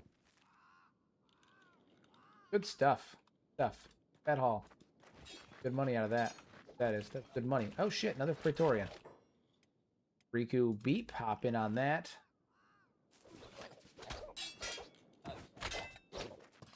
Take him down. Take him down. Take him to Pound Town, boys.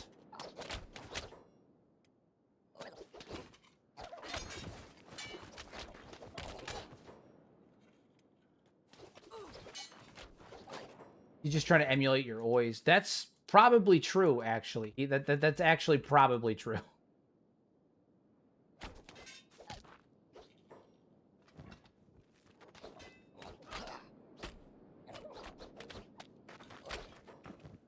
Oh yeah, dude. We just made so much money right now. We just made so much money. So much money. So much money.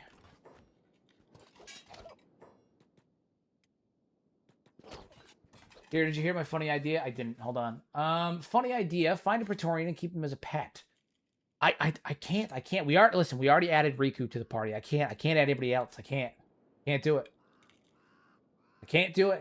Evil, I can tell my crab's the crabs from Imposters, like that crab that looks suspicious like you sneaking up behind me. He's my favorite crab. That dumb Hyver with his extra wide head. The Hyver hate is spreading. It's become quite the virus in my cat. Quite the plague. Funny. Is there a prince over here? I'll only stay if there's a prince. I don't see one. Get a couple. Let's take out some more heavies. Oh yeah, chop off all day domes.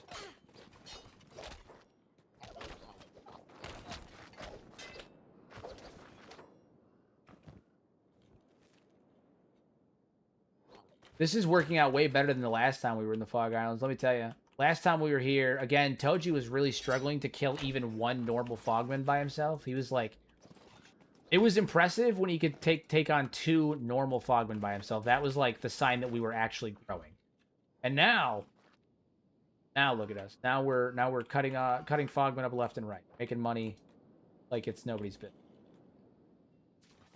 We did make a small mistake here by putting that Fogman on a pole because now there's just a shit ton of them that are coming in, and they won't stop. They're in infestation.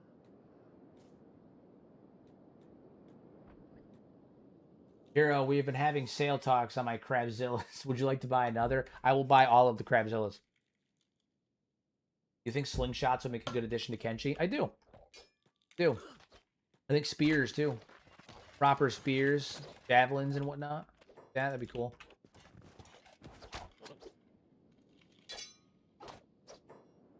First heal. Fine. Yeah, I think we just made a metric fuck ton of money, and I'm all for it. Go sell off.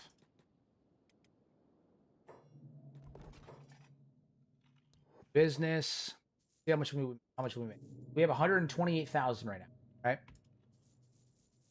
So when all is said and done, we made 128 to 179. I mean, we made like a solid 50,000 cats, just 100 solid 50,000 cats off that. Really good. Really, really good. We're gonna sell the hammer. We don't have a use for the hammer. Love it. Love everything about it. All right, we're gonna go up to the armor shop. We are gonna see if there's anything we can outfit Riku with that maybe fits his character more. Got to be specialist or it's got to be masterwork grade or higher. Specialist or masterwork grade. Something that's not going to decrease his attack as much, but gives him good coverage. But we need something that's going to give him an edge in the fight against the holder of the Mato Leviathan Slayer, because that's the end goal here, right? Hero, do you know if Asada was pregnant with Seto when she challenged Shagger? Given that Asada goes berserk when Seto dies, makes me think that taking over was more for her daughter than anything else. She wasn't pregnant with Seto at the time, though. Seto was already born. Likely, a late teenager to an adult. We know that for a couple of reasons. One, it's technically non-canon, but one of the lead writers for Kenshi wrote like a fanfic that talked about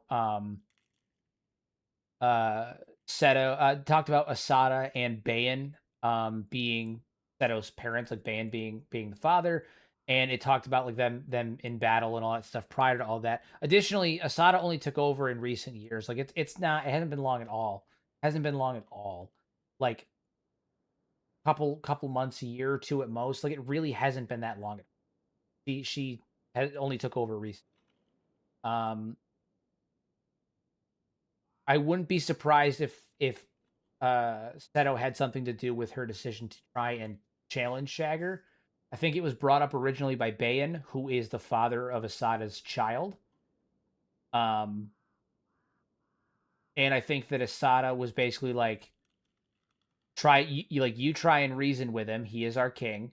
If and then bring it up, say something. And when he did, and Shagger went to basically kill him for it, Asada stepped in and was like, "Step up."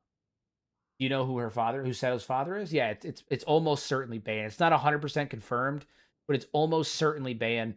Aside from the fact that like Asada has an unwavering trust in Bayan that is very weird for a Shek to trust. Like for a strong Shek warrior like Asada to have such an unwavering faith and trust in Bayan, who is for all intents and purposes a weak like a weak Shek who does not like follow Shek values in terms of intelligence versus strength.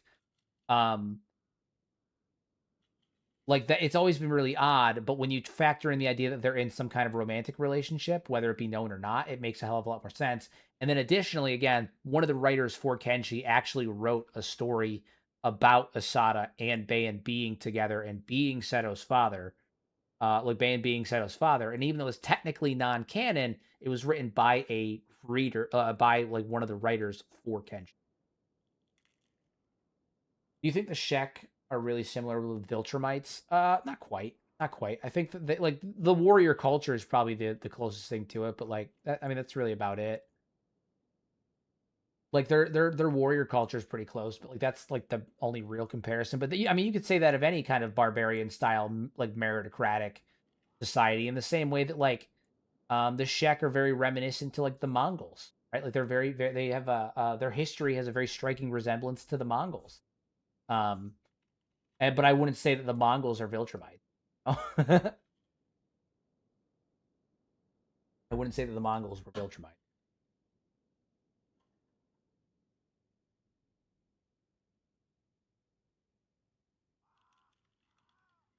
So what does he have? He has high grade. He has high grade plated boots.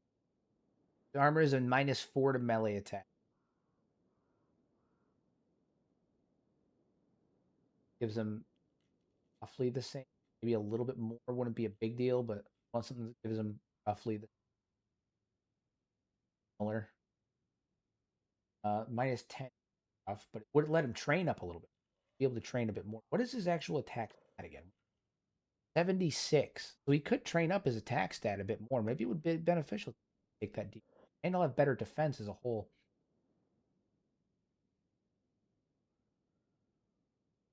I think that these combat jackets work really good. Provided we can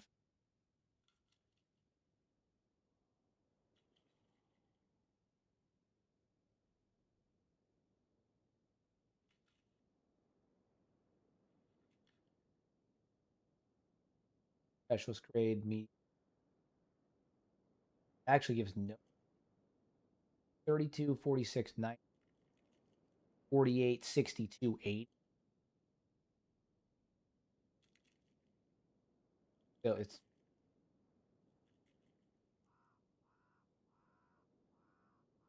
bigger than A1 52, 70, 90.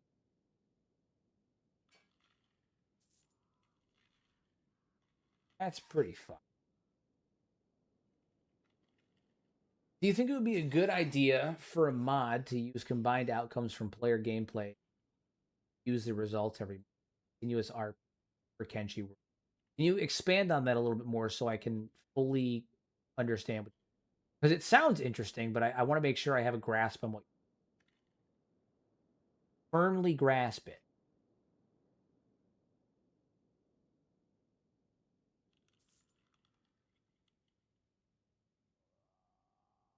279, 48, 80. Better coverage overall, 85, 90. Grid.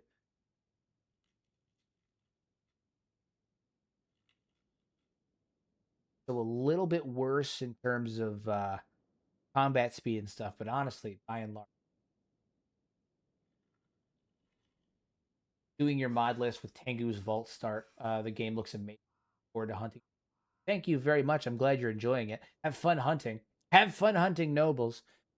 Toji's going to be returning to the UC at some point as well, and I'm sure that there will be a certain noble there that maybe took my boy's arm, that maybe wants to have a couple words with, you know. Knows. 37, 47, 80, 745.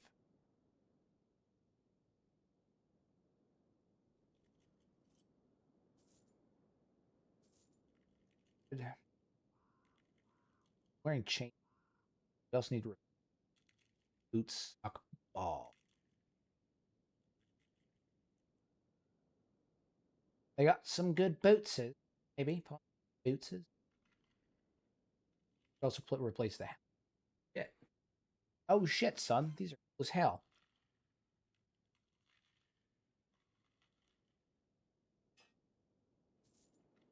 That guy's a monster. He's an absolute monster. Would you fuck with that? I wouldn't fuck with that. I wouldn't fuck with that. Not for now. Nope, nope, nope. Big nope, big nope. Big nope. I would not mess with that. Imagine this dude runs at you. Absolutely not.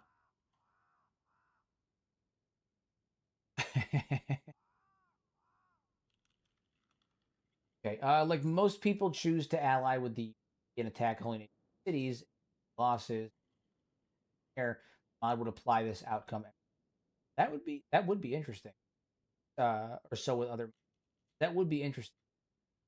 That would be interesting. I am curious as to how it would function, but if it could be made to like function properly without like much on the way of the player, that would be interesting. Continuously adapts to the things that you. I was playing a run with Beep and underestimated the 5 slots and died to the Black Dragon Ninjas. Now I'm testing a mod that lets you play with a Hive Queen. Build a new hive now. That's actually my second. That's actually not. It's not this playthrough's thing. It's the next playthrough. So the next. Not this next playthrough. The one after that. So my next playthrough is going to be, a zombie survival playthrough, and then the one after that is going to be building a new hive. I'm going to be doing a hive playthrough. Is that an NCR Ranger helmet? It is technically it's listed as being the police helmet of the old Empire. It's from one of my. It's from the Vanilla Armors Expanded, I think. Question mark. I think it's from Vanilla Armors Expanded. It's solid. It's a solid piece. I do need to replace these boots, but these boots are not bad. They're high grade, and I don't think there's a single high grade boot here. Ignore what I said earlier. I thought we were still on Valor. You say? Free shitter devs and sloppy games. It's gonna sue you. Yeah. In fairness, I don't think they're gonna sue me. I was just explaining that like there's a reason that other creators are hesitant. I think fairly shit times. Not that I'm trying to shit on the game. I'm more shitting on the. I have a concern. Yeah, this is clearly modeled after the NCR Ranger. Okay, so, yeah, we have to get new boots. 22, 35, 80. What are these? Yeah, better.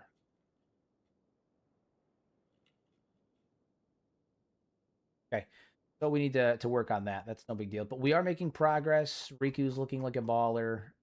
Guy's an absolute fucking unit. Rock, absolute fucking. Can't stop him. Couldn't stop him if you wanted to, which I don't. But if you wanted to, you couldn't because you can't. You can't. It can't be done. It cannot be done. It simply cannot be done. The guy's a beast. Is there a clothing shop around here? Can't remember. Ranger shop.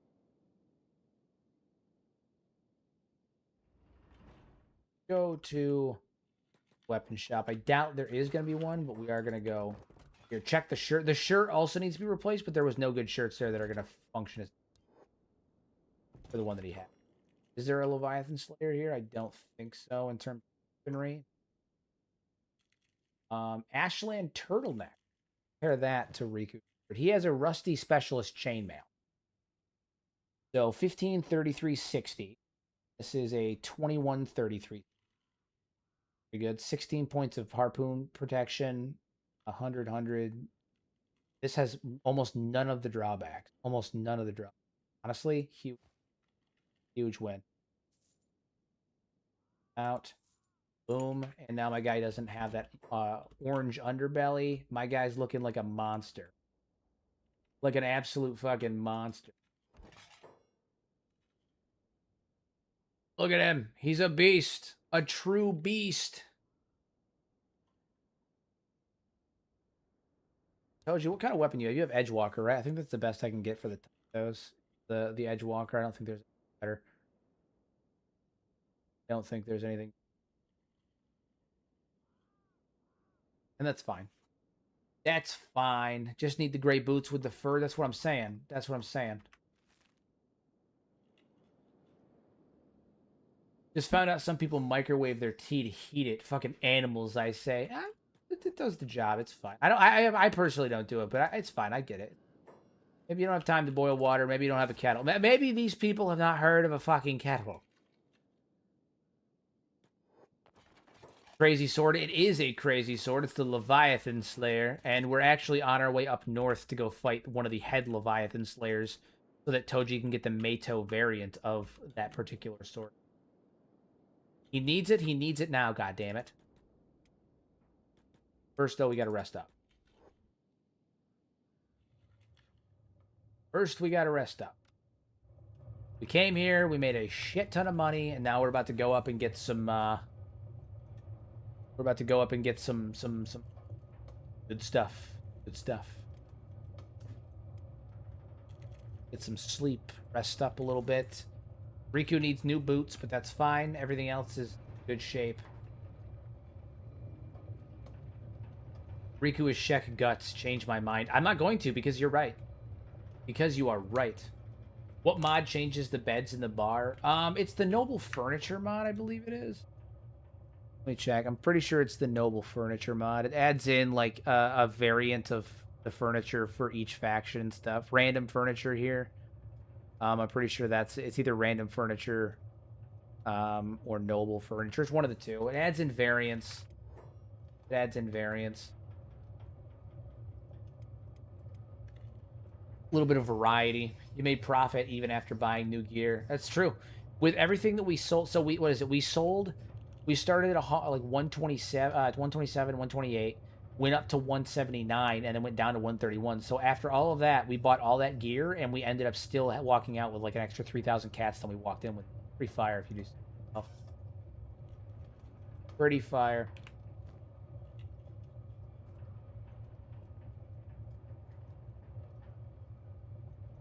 We should see if there's a better variant of some of these things.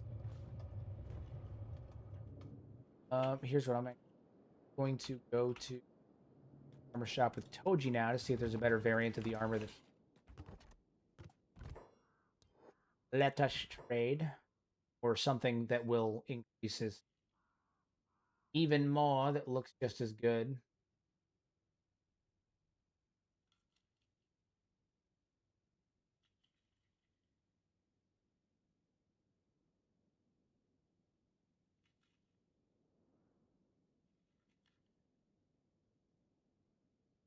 Samurai, that's pretty cool.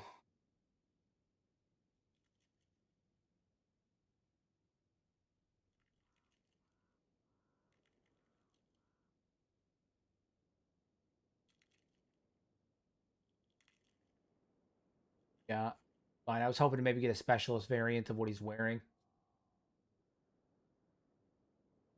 Might be the noble furniture. I have random furniture and it doesn't have color beds. Yeah, it's probably noble furniture.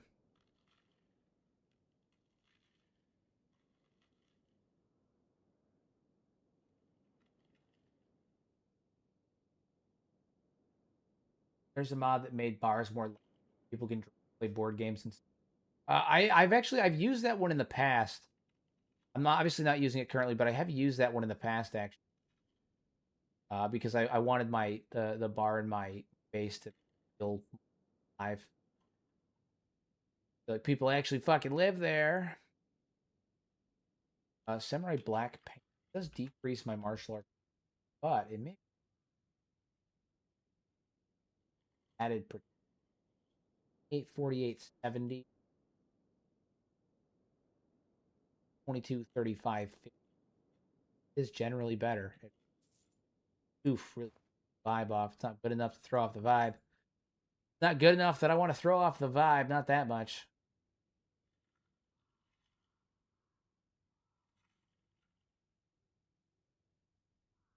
Oh man.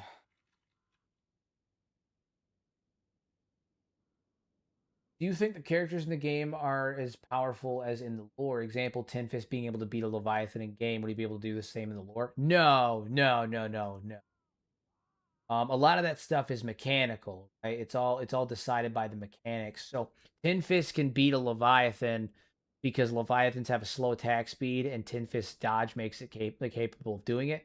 Same reason that Tin Fist can solo Catlon in vanilla. He can solo Catlon and all 120 of his Storm Thralls because attack slots are a thing. So with the attack slots in vanilla, only one person can be making an attack at a time. When you have a high enough dodge skill like Tin Fist, you can just dodge everything. But I don't think Tin Fist in the lore is going to. Firstly, I don't think he's going to beat Catlon. In lore, Catlon is the strongest. So I don't think Catlon's going to fight Tin Fist and lose. And I don't think that Tin Fist is going to fight 120 Storm Thralls and Catlon and still win. No way. And I don't think that Tin Fist could beat a Leviathan just due to sheer size. He can hit hard, but like I don't think he's going to be able to beat the Leviathan. I will say the one upside that Tin Fist has on the Leviathan is that he will not get gassed, like his stamina won't go out. So he could probably theoretically, as long as he can maintain speed, he could keep fighting until he were to wear it down and win. But that would be the only thing. That would be the only thing. But I don't know. I don't think so. No.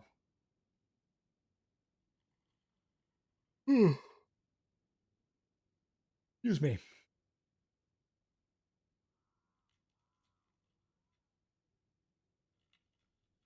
Got here.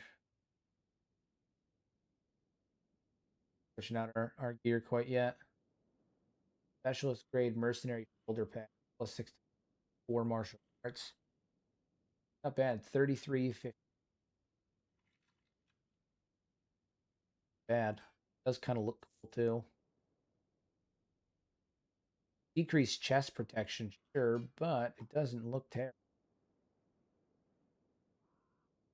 terrible. Could Tin Fist beat Beep though?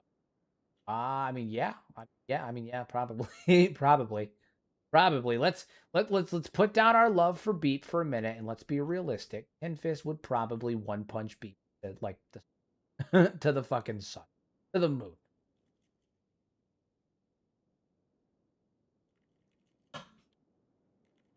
In Kenshi 2, the map would be 75% water. I mean, we don't know if it's going to be 75% water, but we know the water level is going to be higher. We know the water level is going to be higher. And we know that the map is going to be both probably scaled up and there's going to be new lands because they said there's going to be 50% more, like the map is going to be 50% bigger, right? Yeah, they said it's going to be 50% bigger. And so the assumption is that they're going to introduce new lands and they're also going to be scaling the size of the map up so it's literally bigger to circumvent the fact that the area should be largely underwater during the time of the Second Empire. Dude, I just finished watching the Age of Chaos episode of Tengu's Vault. Seeing you use 100%, 101% of your brain for that theory was crazy. That episode in particular, when all of that stuff was hitting me at once, was wild. It's one of the first times that I've done a full-on theory, like developed a full theory in front of other people like that. That is what happens. I swear to God, that's how I am every time I like a theory finally clicks with me, where I start connecting the dots and figuring things out and putting together stuff. Every single time. And yeah, that particular video was that particular podcast was wild. Absolutely wild. Ton of fun though. Ton of fun. It was really cool to develop a theory in real time like that in front of everybody. Really cool. And I got a really good video out of it because I'm really proud of that Catlon video on the Age of Chaos. I think it turned out very, very well. It's honestly one of the videos I'm the most proud of, to be honest. To be honest with you, it's one of the ones that I am the most proud of. Do you think there'll be buffs in Kenshi 2, like Hashish having an effect? I don't know, but I think that would be cool. I do think it would be cool to be able to like drink and have that like slow you down or something like that, or increase strength but decrease dexterity when you drink, like stuff like that. I think that'd be cool. I was low key intimidated by watching me fucking go off on stream about like theory crafting. Intimidated by it. It's all good. I'm excited for the next 2 episodes in the Second Empire, and the next episode, if I'm not wrong, is this week. It is. Yep, this Thursday is the next episode of Tengu's Vault. We're gonna be moving on to the 1,000 years after the Second Empire, between the fall and now. It might be my mic not picking me up. Hold on, I can. Sometimes my threshold is messed up. Hold on. Okay, there. I upped my gain a little bit, so it should be a little bit louder. Sometimes I have to up my gain. Up the gains. Pooch myself right over here. There we go. A little bit better. A little bit better. You guys should be able to hear me a bit better now. No cutting up or anything.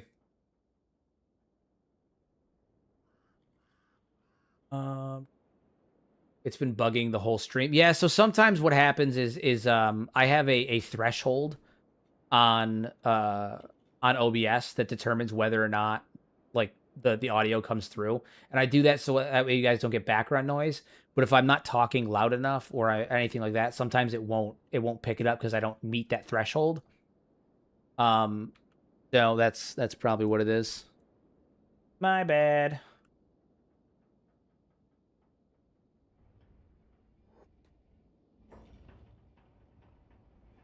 What was I saying? I was just more concerned my headset was dying. Yeah, nope, it's totally me. Sometimes I have to just make adjustments and whatnot. No. Oh, right. I was going to the Shinobi Thieves to see if they have some gear here. Sometimes they have some decent gear for sale.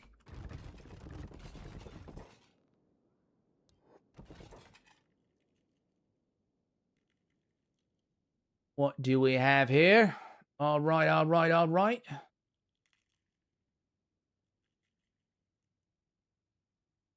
Dana, black rag hood. At real good gear for real cheap. That's what I'm saying. How does that look as a replacement for the bandana? Honestly, I kind of... How do you guys feel about the bandana? Because we wore the mask during Toji's revenge arc for Cat, right? Like he wore it during the revenge arc. Revenge arc's over. You know, we went through all of that. How do you guys feel about maybe switching to that? It does decrease our martial arts by 2 comparatively, but I think it looks pretty cool. I think it looks really cool. And we did get a bonus to our martial arts from... why do I have that? We did get a bonus to our martial arts from the martial arts binding. So in reality, we only went down... We went up 2 because of that. So, you know, it's pretty good. Looks pretty good. He's got the bandana. Got the bandana. I think we need to... Hold on. Where's the plastic surgeon? I think Toji needs to update his do a little bit. I think Toji's looked the same for a while. Let's update his do. He's grown a lot. I think we need to update his do a bit. What do we got here? Give him some do updates. A little bit of do. What do we got here? He's done a lot of growing recently. It's been a long time. Yeah.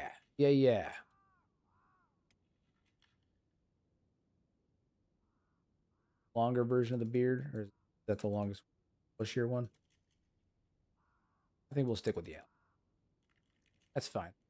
Yeah. I think we'll keep the beard where it is, but we'll make his hair grow out a little bit. Toji's been through it, man. He's been around.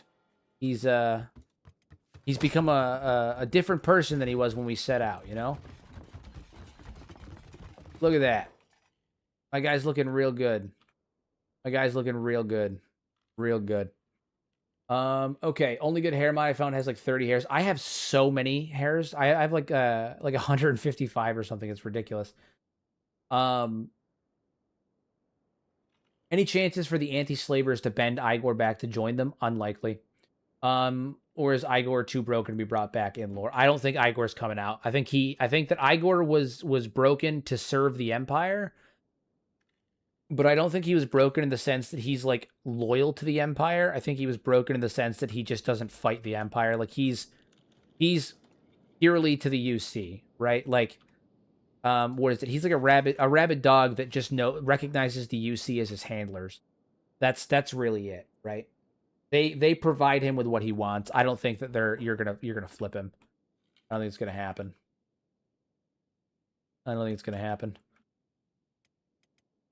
Okay, I think we're ready to move up north. Let us continue our journey up north. We're going to head into Obedience. That is our next stop, Obedience.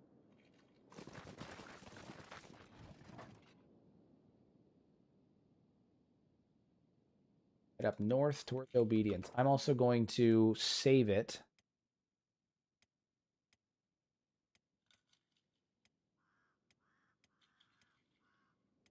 Fantastic.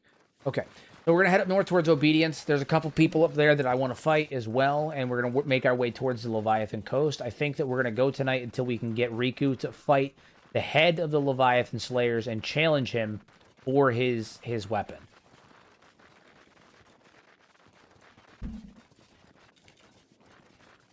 I think you should look at the new Radiant Faces add-on mod. Some of the scarred faces it has fit Toji nicely. Mayhaps. I picked this one for a couple of reasons. The big one, though, was it has gauges, and I find it's funny. I think gauges are one of those things that so many games don't give you the option to have, and I wish they did, because I like being able to, like, I like creating characters the first time I play any kind of like RPG with character creation or anything like that. I like making the character look like me for the first time, right? So the first time I played Baldur's Gate, made a character look like me. Same with Cyberpunk. Same, like, the first time I play a game, I like to do a self-insert, right? And as someone who has gauges, I like when I can, put my gauges in the game. And so many games don't let you do that. They don't let you do that, I wish that there was more gauges in games. Wish that you could do that more. Do you have a theory for the goat tower? I genuinely couldn't even begin to fathom a theory for the goat tower because it was put in as a gag. It was put in as a gag. It's just like the theory, not the theory. It's just like the tower where you walk in and it's just a bunch of blood spiders, or the one where you walk in and it's just a bunch of fucking cannibals upstairs. It was put in as a way to be like, not every ruin, not every fancy tower in the distance is going to hold some like great grand secret or unknown treasure. Sometimes there's just monsters up there for the sake of monsters being up there.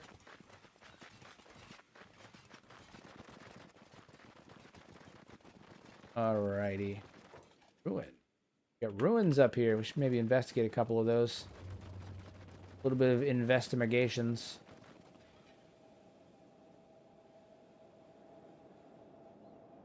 Anybody roaming around in here? Eye out. Rolled obedience. Been a while since I've been in obedience. Horrifying place. Horrifying place.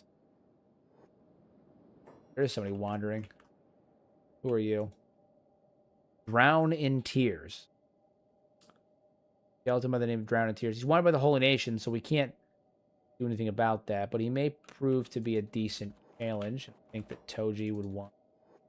Toji would want a decent challenge. Let's give it a go. Let's give it a go.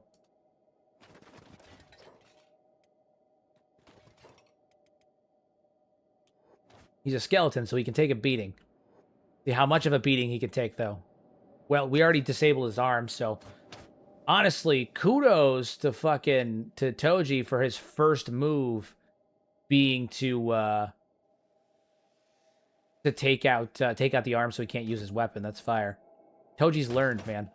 This is an evolved Toji. He's learned. He's learned. Weird. I like to do the opposite since I'm a guy. I always go with the girl character. I don't really like playing. I don't personally prefer playing girl characters myself. I don't see any issue with it, but I don't personally prefer doing it myself.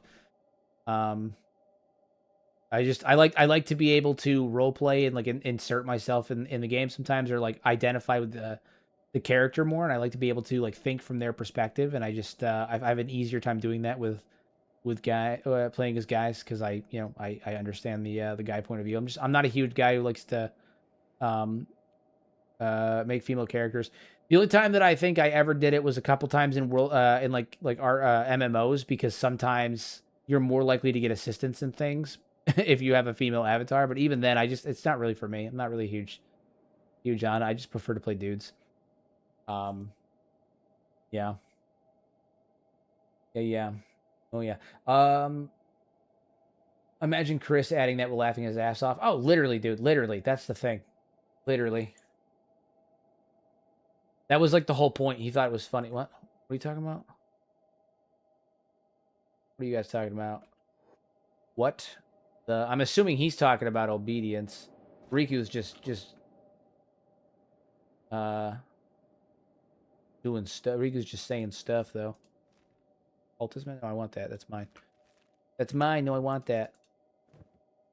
Be whatever you want. That's what I'm saying. Be whatever you do. You do you. You do you. I find it fucked up to make a character that's like you, because when you die, that's you dying. I mean, sometimes, but when you succeed, that's you succeeding. When you succeed, that's you succeeding. Yeah, it's funny. All we did was change Toji's hair, but I feel like he's gone through like an evolution of some kind, right? I feel like he's stronger, he's smarter, he's faster.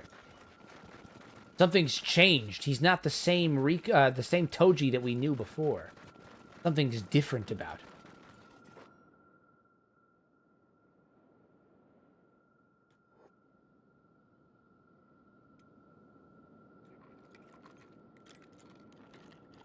Riku's on steroids, but claims he's clean, literally.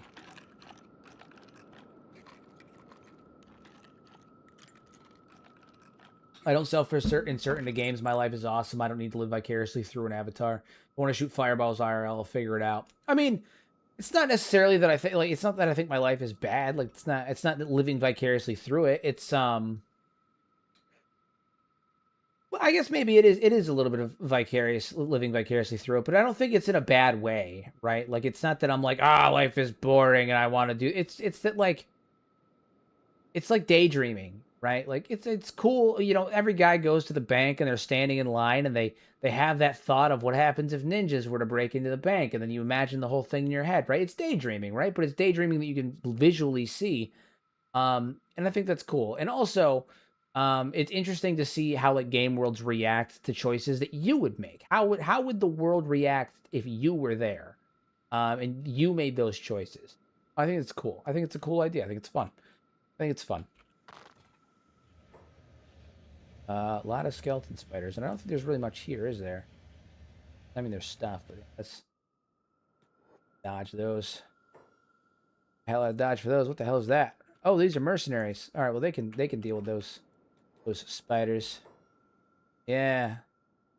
Yeah. No, we'll take a hard pass on that. So those mercenaries just got absolutely bungled. But that's also the other thing too is like self-inserting myself into games is something that I usually only do on the first playthrough, right? Like the first time I played Baldur's Gate, the first time I played Skyrim, the first time I played, Kenshi. I do self-inserts the first playthrough, and then after that, I tend to get wild with it. I come up with character concepts, I come up with roleplay concepts, and create characters that are not me. But the first time I play a game, I like to play it as me. Before I come up with a character, before I come up with a character for the game, I like to play the game as myself.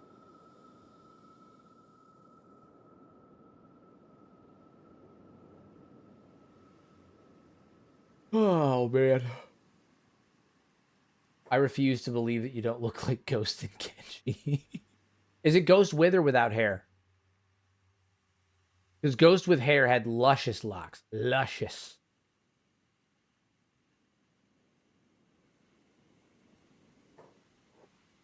Do you think we'll see a different Hive in Kenshi too? Maybe. Maybe. I mean, probably. I think it's fair. Yeah, probably. Breakers.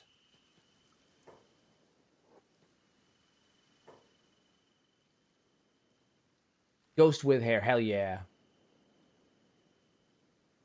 But also, most of the time, don't self-insert. Just create new imaginary characters. Yeah, sometimes they lead into new things, right? Like sometimes, I start out a playthrough as me, and then halfway through, I get a better feel for what the game's like, what the choices are like, what the characters are like, and maybe I alter it, and then the character develops a personality of their own. But again, that first run, I like to start it as me, and then we branch out we go from there.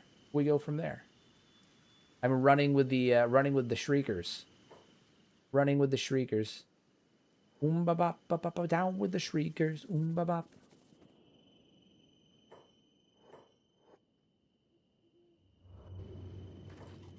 Dude, Riku's literally huge. Look at how fucking gargantuan compared to Toji. My God. You're getting real defensive. Oh, this isn't defensive. This is not defensive. This ain't defensive. I assure you this ain't defensive. I just like explaining. I think context is important. I think explaining is important. But not defensive. I have nothing to defend. This is how I play games. I don't care.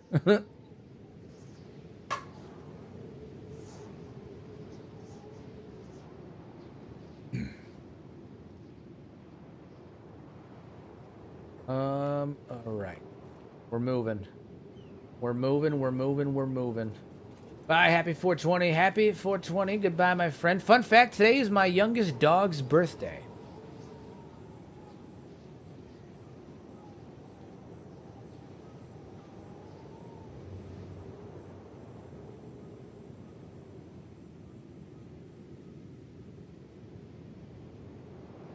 So you and Hero are like Toji and Ghost. You change your hair for character development. I do, in fact, change my hair for character development. It is a big part of character development. Listen, how do you know that you're not different if you haven't gotten a haircut? Okay, everybody knows that. It's like after a girl gets out of a relationship, what's the first thing she does? She cuts her hair. She dyes her hair. Everybody knows that. Happy birthday, youngest dog. Her name is Freya. Her name is Freya. My dog Freya, she turns 9 today. She turns 9. I've had her since she was 3 months old, and she turns 9 today.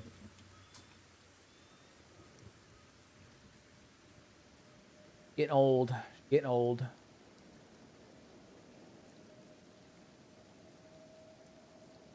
Old lady.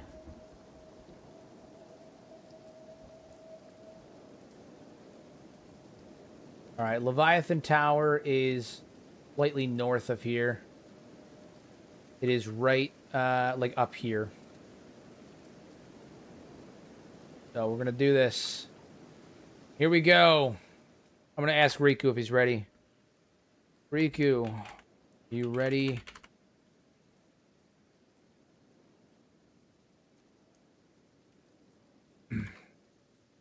Ready? We are about to meet the champion of the Leviathan players, and hold on. You finally get your chance to challenge him for his Mato Ward. Ready? See how he feels. Ah, the steel sings. My resolve is steel. I'm ready to face the champion.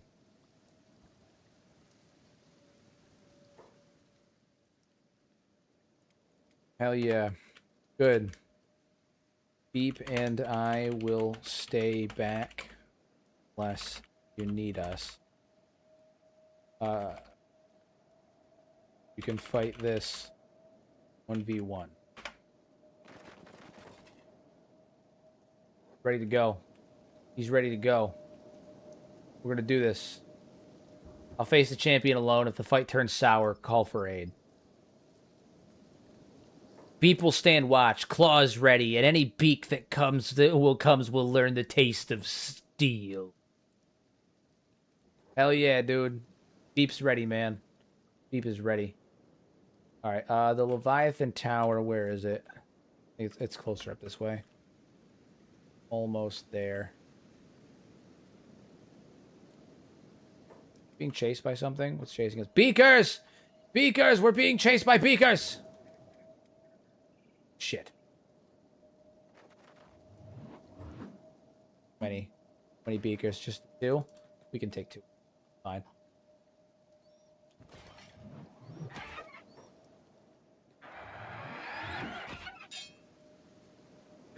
Hell yeah, kick that puppy beaker in the fucking throat. Nice. Nice. That was a warm-up. That was an absolute warm-up. Just a warm-up. Unknown Tower. There we go. That's the destination. There it is. The Tower of the Big Man.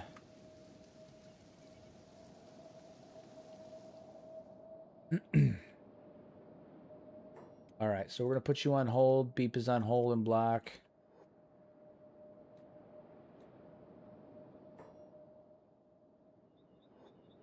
I think we can just go in and talk to them. There it is. The Holy shit! Firstly, that thing looks cool as hell. Look at it. Ooh. But also... Ooh. My dude's got... Oh my god. This would be terrifying if Riku gets one shot. My face would be shattered. I wouldn't know what to believe anymore. Literally. Literally. Great. He does have Leviathan Slayers here. He does have, like, weapons here. So maybe we should get Riku a better weapon for the fight. For the fight. We got to give him any kind of advantage he needs because he's going to need that. He's going to need it. 2, 3... Yeah. All right, we'll buy him a new weapon. We'll give him a new weapon. He's going to need it. He's going to need it. You guys got 6. Oh, my God, dude. This is going to be... This is going to be bad. This is about to be an ass whooping, and I don't think it's going to be on our side. Oh, no. Oh, no. I don't think he can wield it. Maybe. Well, what's it? His strength is 86. He's got a 46. What's the blunt on it? 40 times 0.23. Oh, he will be a little bit slow with it, won't he?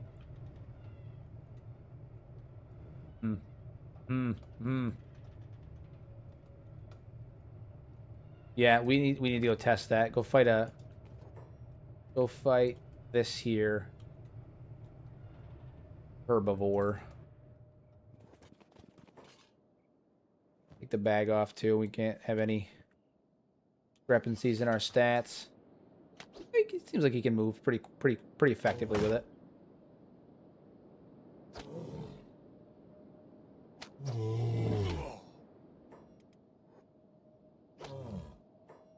Huh.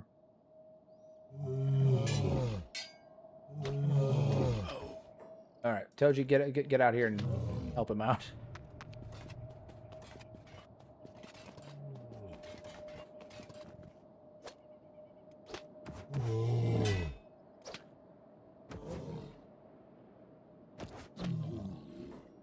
Oof.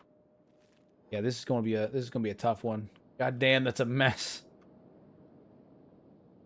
Well, listen.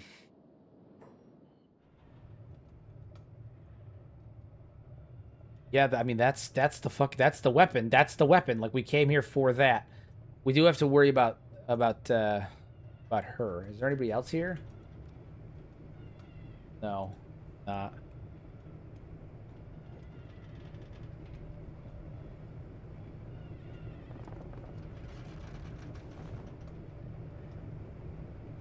This is going to be a tough one.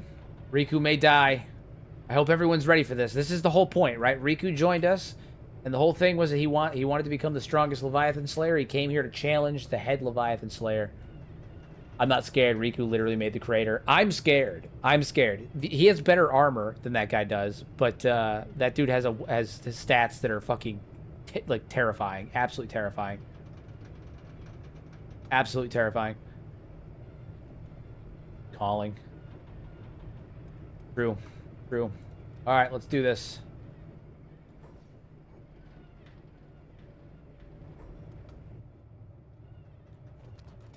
I'm going to temporarily put Riku in front, so Riku can do the talking. Where the hell's the head Leviathan hunter? Where's he at? Weird. Where did he go? Is he out? What the hell?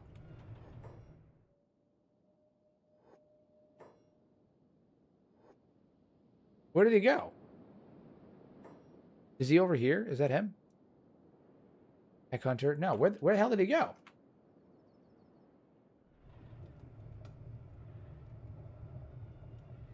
These two are here.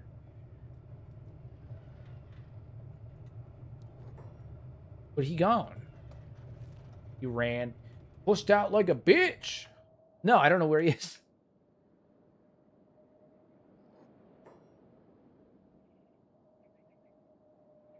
Tech hunters. Riku. Ran off like a bitch. He knew it was about to happen. He knew we were about to show him what's up. He knew that Riku was coming for him. He could feel it. He could feel it in his little bitch bones. He could feel it in his little bitch boy bones.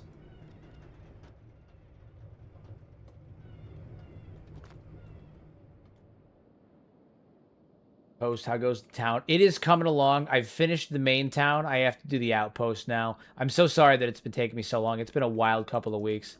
I will have it done very soon for you, Dragon, I promise.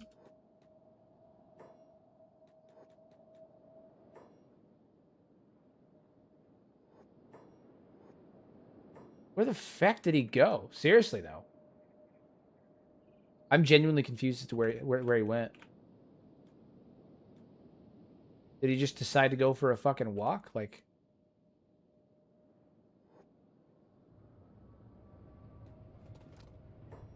Where you at?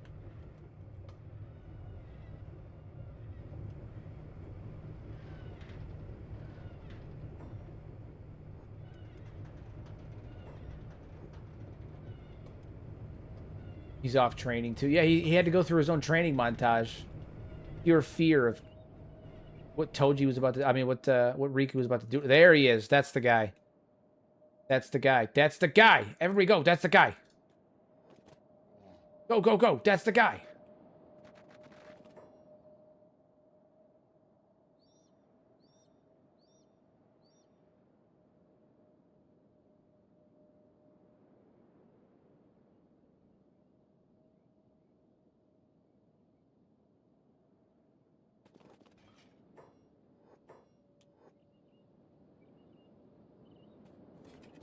Oh, shit. Oh, shit. I'm actually going to have him set to follow. I'm going to set him to follow. Okay, so now he's following. There's that. All right, so Beep and Toji are watching this battle play out. Look at him walk to... Oh, my God. Look at him. The fucking aura! The aura! Look at him.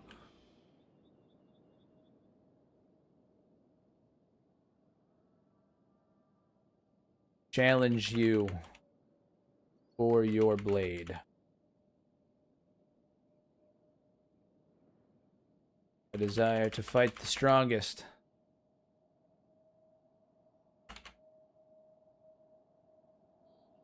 Claim its might for myself.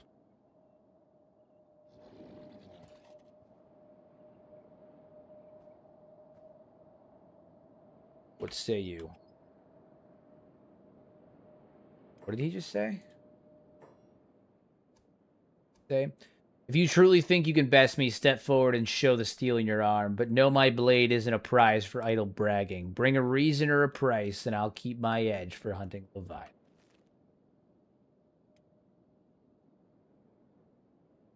Brace yourself.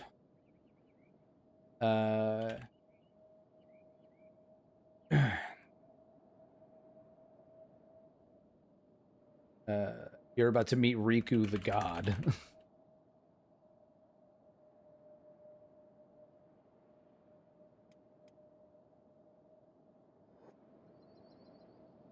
All right, guys, are you ready? Gonna prep myself. This is dangerous. Toji's gonna stay back. He's gonna stay back during this, and so is Beep. So is Beep. He's gonna stay back. And this one mercenary guild guy, he's also there. I may end up having to fight him to hold him up. Toji may end up having to fight him. Thanks for everything. We're done. Okay, yeah, you guys get out of here. I don't need you guys. Bye-bye. Bye. Have a beautiful time. All right.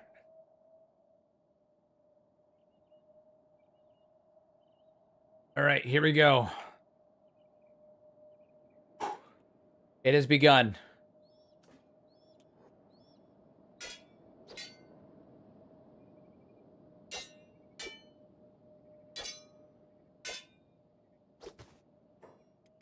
Oof! Oof! God damn! Absolutely fucking demolished his arm.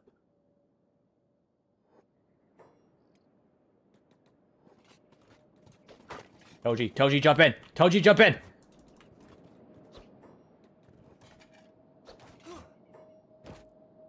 I'm sorry, did Riku just do martial arts? What the fuck? Dude, oh!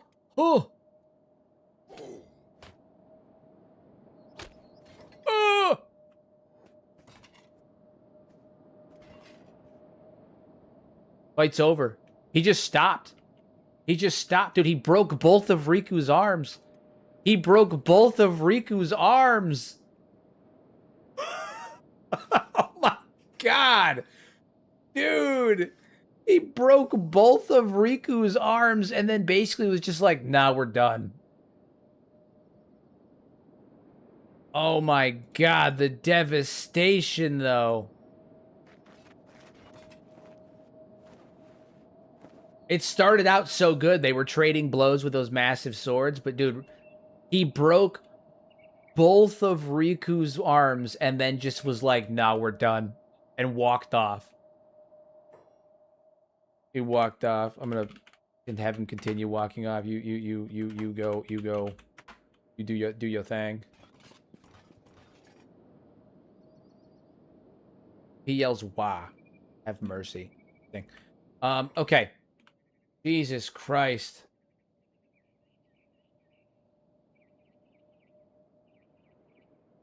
Guy's darkening. Beep thinks the sand will turn everything into bright dust. Probably.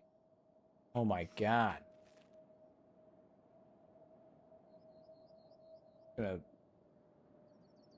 Okay. Fucked you up pretty bad.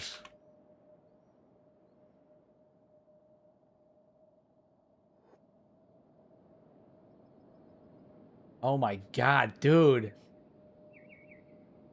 The steel sings, the pain lingers, a swift stitch, and I'll be ready for the next clash. I mean, he broke both of your arms.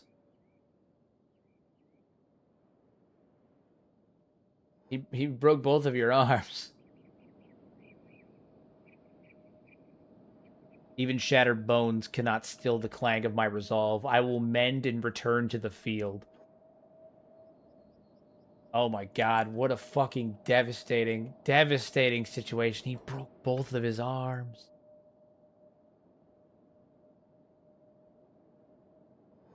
Yeah. A hidden welcome. I mean, I just... training yeah, we're gonna have to cut his arms off. We're gonna have to cut his arms off. I mean, just... Riku needs to get stronger. Riku needs to get stronger, and I think that in order to get stronger, he's got to have his arms removed. And we got to figure out a way to safely remove his arms, though. You know what I think we're gonna do? Ah, fuck, dude, that was bad. That was real bad. Riku got fucking pummeled. He got absolutely fucking pummeled. That Leviathan Slayer, it started out so good. It started out so good. They were trading blows with their swords, blocking, no one giving an inch. And then the Leviathan Slayer broke both of Riku's arms and then just said, nah, I'm done, and walked off.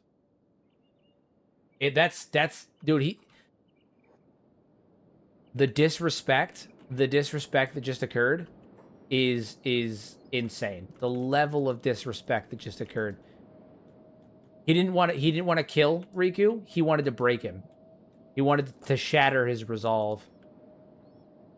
He wanted to show him the difference in their might. My god.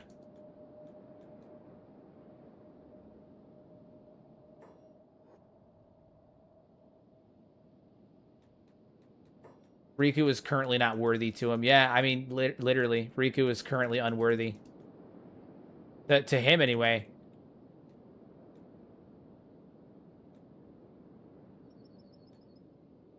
Holy shit, man.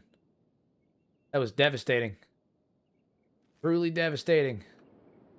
Toji tried to intervene. Hey, Bear, what's going on? What's going on? Thank you much, Bear. Toji tried to intervene, and in one swing, he almost basically bisected Toji. One swing.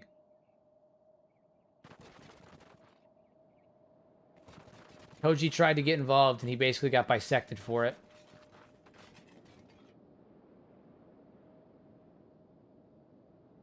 Fucking demolished us.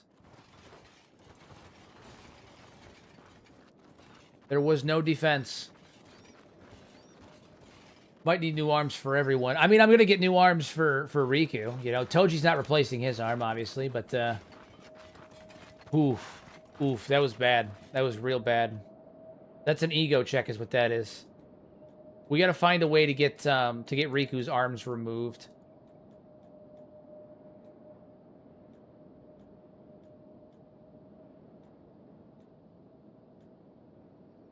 We gotta find a way to get his arms removed.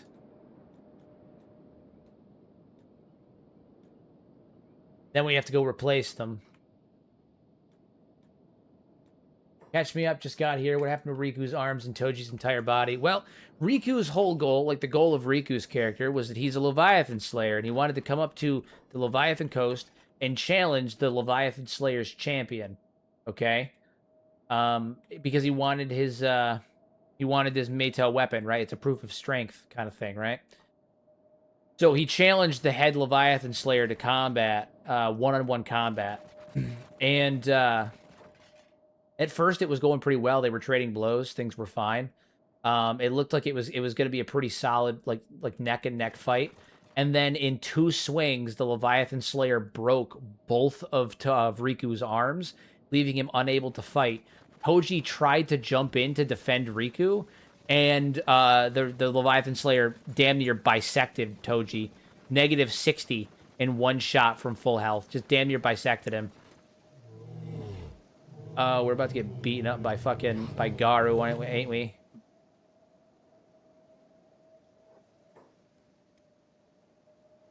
Oh fuck, oh fuck, oh fuck, oh fuck, oh fuck. Yeah, got violently bisected by him, so there was that. Self-preservation. Yeah, maybe he'll take his arms off. Hold on. This may work out for us.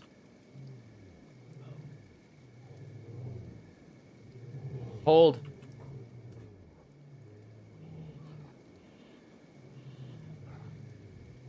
I know, listen, it's for your own good. Take the pain. Take the pain, it's for your own good.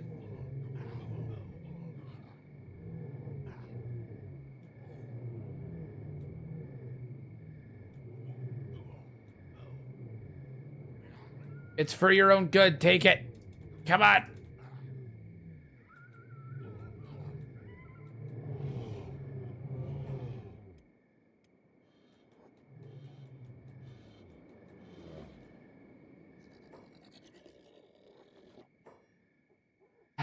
Nope. No such luck.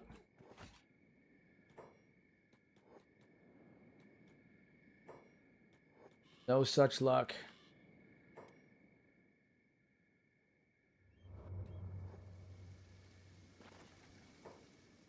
This is a little cannibal camp.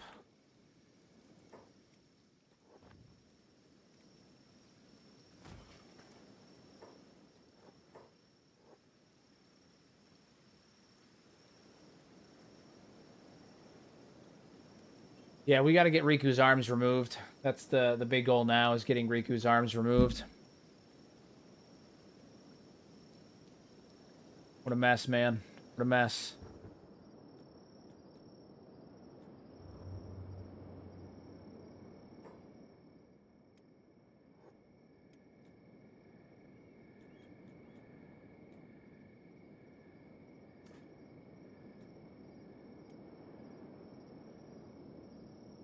Ask Riku if that's fine here. You're right, we do. We need to ask his permission.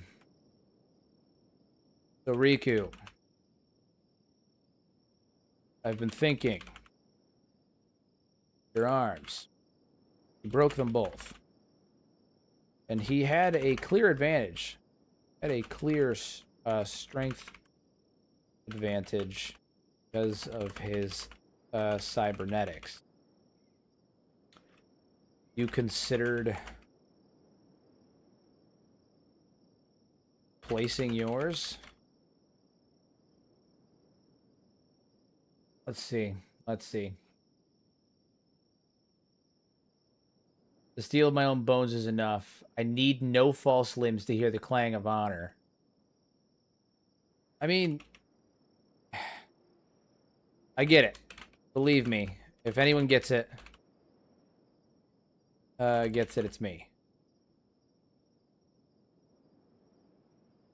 you won't be able to match his strength. Not without arms.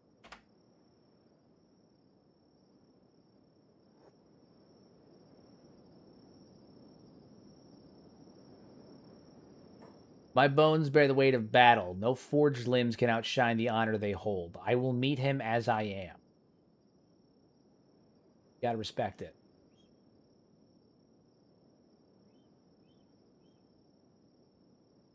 Hey Hero, on most of your mod packs, you list shader SSAO mod first. Which mod is this? It's the SSAO mod. You need it to install my reshade. There's a link to it on my reshade. If you go to my reshade on Nexus, there's a link to it there. It's the SSAO mod. I use it for my reshade. Why it's there. I mean he's I gotta admire his honor. I gotta admire his honor. He doesn't want to do it. I'm not gonna force him to do it. I'm not gonna force him to. He wants to fight as he is, and as much as I don't think he has a chance, I have to respect it. I have to respect it.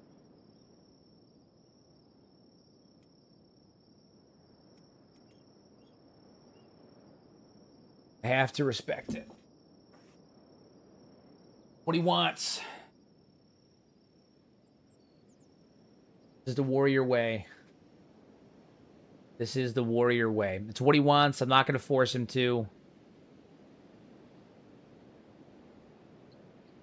He has chosen his path. If I may say, if a pet fog praetorian, like I said earlier, would have helped a little getting trained properly. I mean, true, but again, I can't add people though. I can't.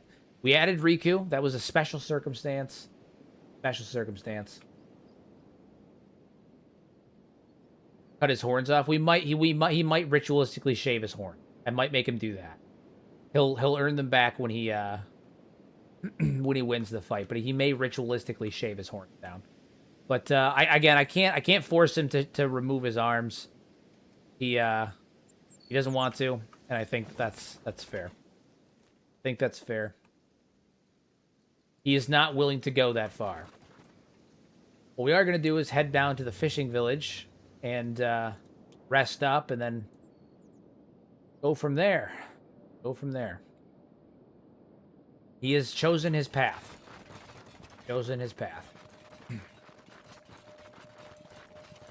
And Toji's his friend. He's going to respect it.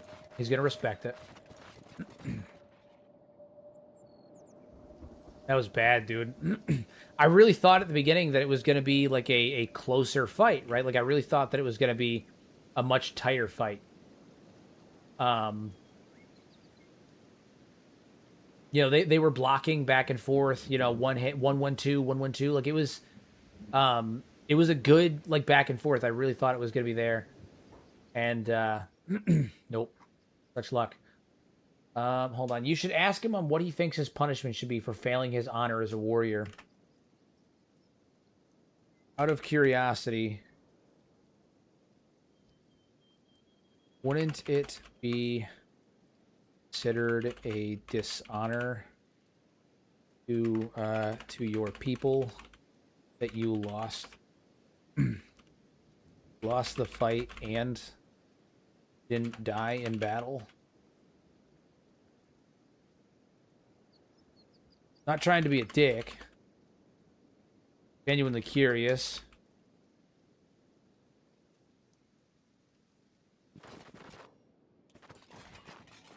That's what happened to Sukan, remember? Shek honors the wound, not the death. Facing defeat and still walking the sands proves my resolve, not dishonor. Yes, Sukan's steel cracked beneath the dunes, and his ruin teaches us the price of hubris. I mean, it seems like he's got like an understanding of it, you know? It seems like he's got an understanding of it. You know, I didn't die. My resolve still stands. I will fight another day. That kind of thing. Like, it seems like he's got a pretty level head about the whole thing.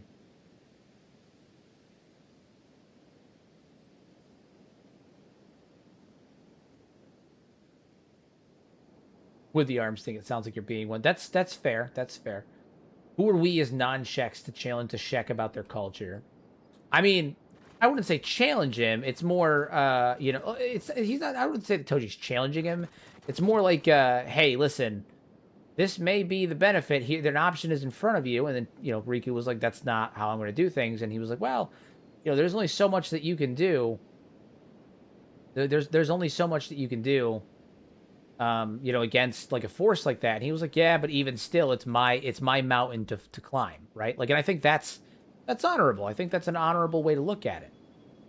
He sees it as a challenge to overcome, and I think that is honorable to a degree. I think that he has an outlook on it that I can appreciate.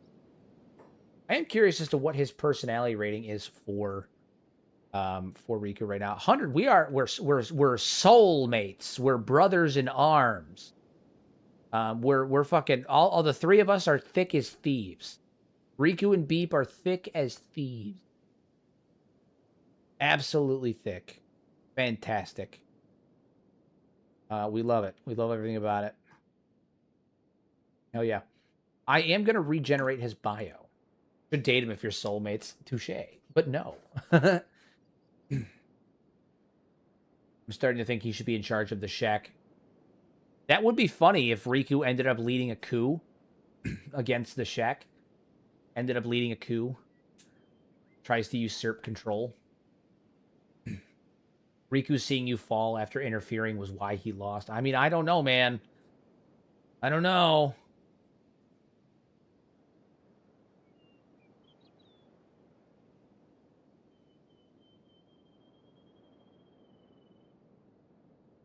Styles, where he earned a reputation of brutal efficiency, once cutting an opponent's arm clean off to end a threat. His disdain for cybernetic augmentation grew after a disastrous duel with a cyber-enhanced champion that shattered both his arms.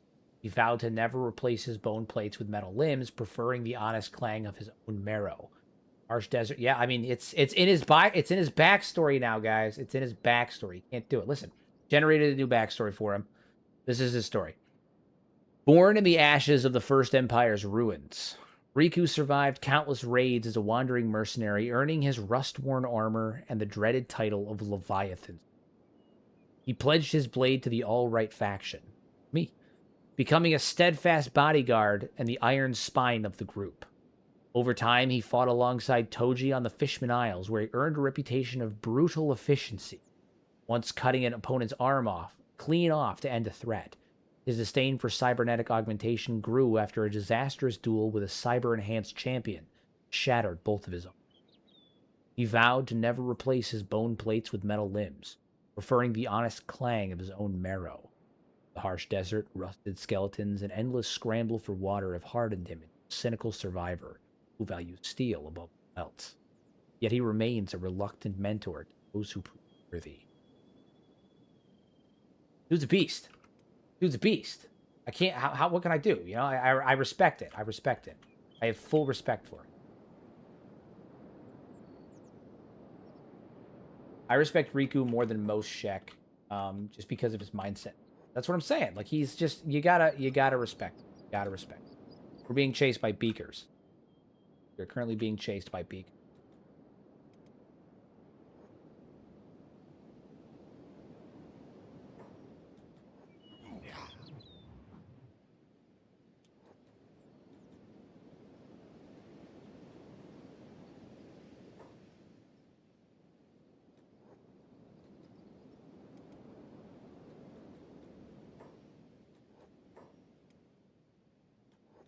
Cannibals! Cannibals! Cannibals!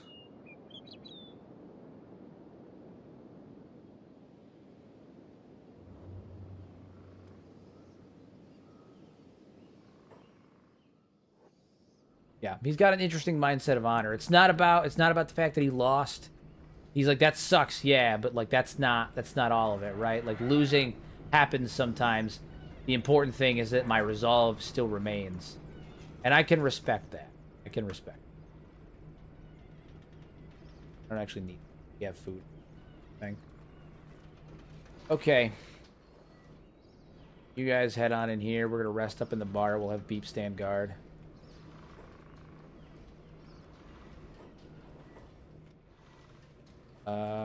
Alright, you head up here. Toji, you'll stand guard at first. Oh, we gotta get Riku's arms fixed up.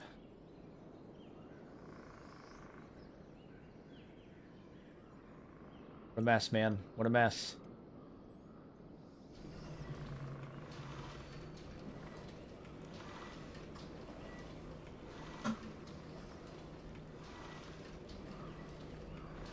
What an honest mess.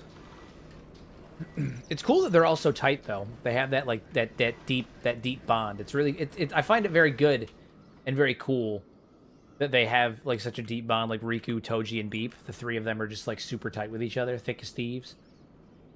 I like that. I like that. Good. Good.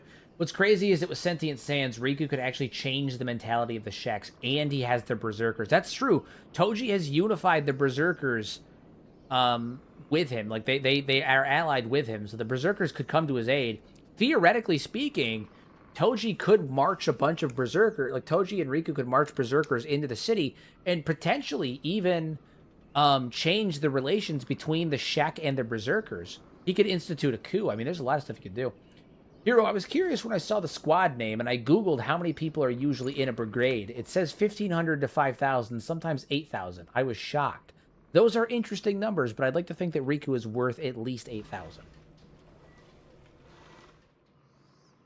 All right, they're coming. Cannibals are coming. They're coming.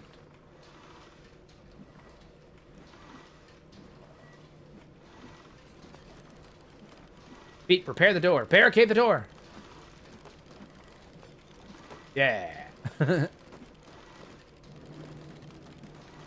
Level up that engineering skill, guys. You got this. Where is it?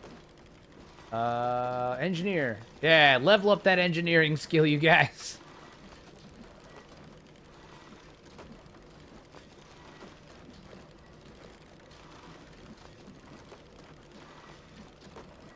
How are we gonna train Riku though? He needs to fight great battles alone, but who is there to fight in such a scale? That's the question.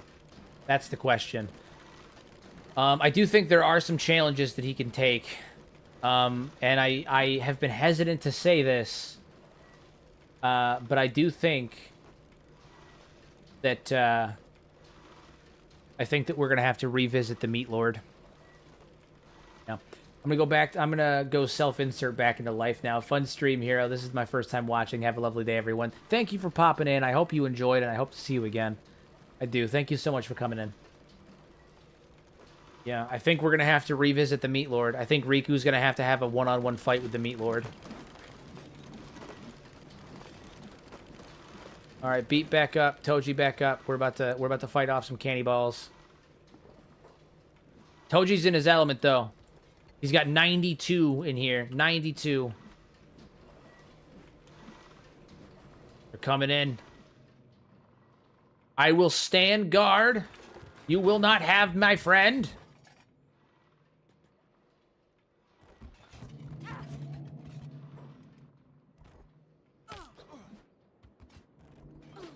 Riku's back. He's back. He's up. He's moving. Oh, yeah, Reactive World. There's two separate cannibal tribes. Grand Wizard Horde and the Broken Finger Tribe are both fighting each other, too. So the cannibals are killing each other.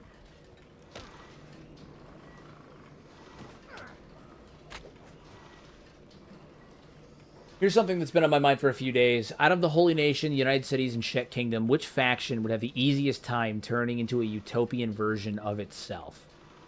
A utopian version of itself?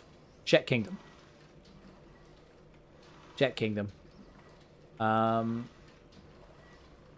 Their utopian version's relatively simple in the sense that they just need to have strong enemies to fight. That's it. It doesn't matter if they win the fight. It doesn't matter if they lose the fight. They don't need to win the fight in order to do it. They don't even need to necessarily reform themselves currently.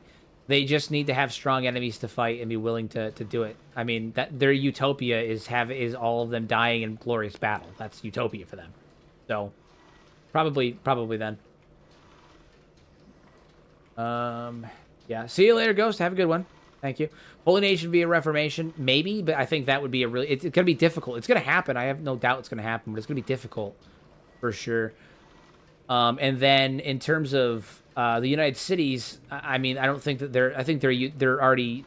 I think they already had what was their utopia, and I don't think it's getting better, especially since Longan controls everything. Their utopia is basically just a slave state, so... The Shek are like the orcs in 40k. They already won. Yeah, I mean, like they've already gotten what they wanted, right? They want conflict. Realistically, if they want to, all they need to do is just keep engaging in conflict. You know? All right, let's go to the fisherman's village over here, and we will set up for the eve. We'll rest up and set up for the Hiver Utopia. Oh, yeah, you know what? I hadn't even considered the Hivers. They weren't listed in the thing. If you add Hivers into the equation, I would say that the Western Hive is already kind of existing in their ideal utopia. They've got an integrated hive mind. Like, we don't know what their end goal is. That's the big thing. But, like, the fact that they're all part of a unified hive mind kind of makes it... And the way that the Hivers discuss what it was like being connected to the hive, it kind of makes it seem like it's not a direct utopia, but for them, it feels like a utopia, you know? I think the hive is probably the closest to being a current utopia. Yeah, I left out the hive because I figured they're close to their own utopia. Yeah, we're on the same page. We're on the same page. Fuck hivers, they can't wear helmets. Evil, you gotta put you and Logic gotta put this down. You gotta put the hatred down. You gotta put the hatred down. You gotta let hivers into your heart, my friend. The Western Hive specifically, not the Southern Hive. The Southern Hive has their own thing going on. It's like the ghost of Logic in here, literally. Literally. Hey, look, it's Hobbs. Hobbs. Ugh, what a mess. What an absolute mess.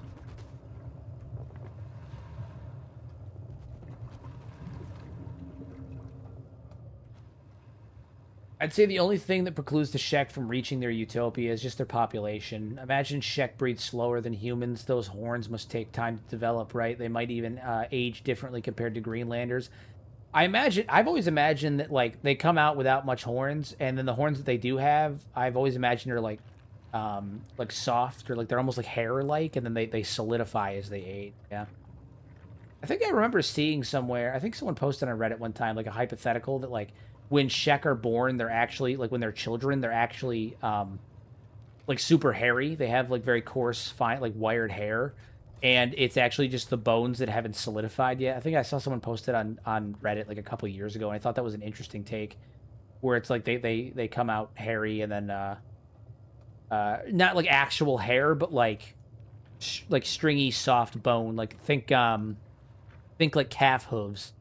When, like, deer or you know, cows or horses are born, they have the hooves, but they're like they have that like soft hair, like texture to it, like that.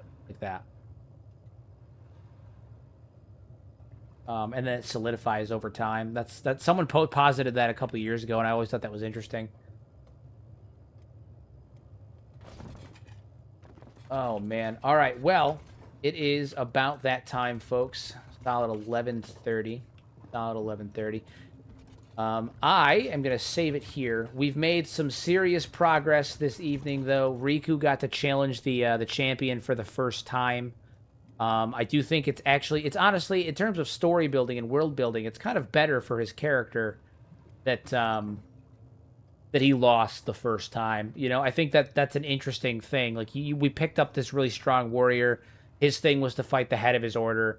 He came here, he did it, and then after he fought the head of his order, he got absolutely fucking trounced, and now he wants to build up his strength so he can go challenge him again and beat him with his own two hands, with his own strength, right? And I think that's a really a cool, like, idea. That's a good thing. So now Riku has a goal.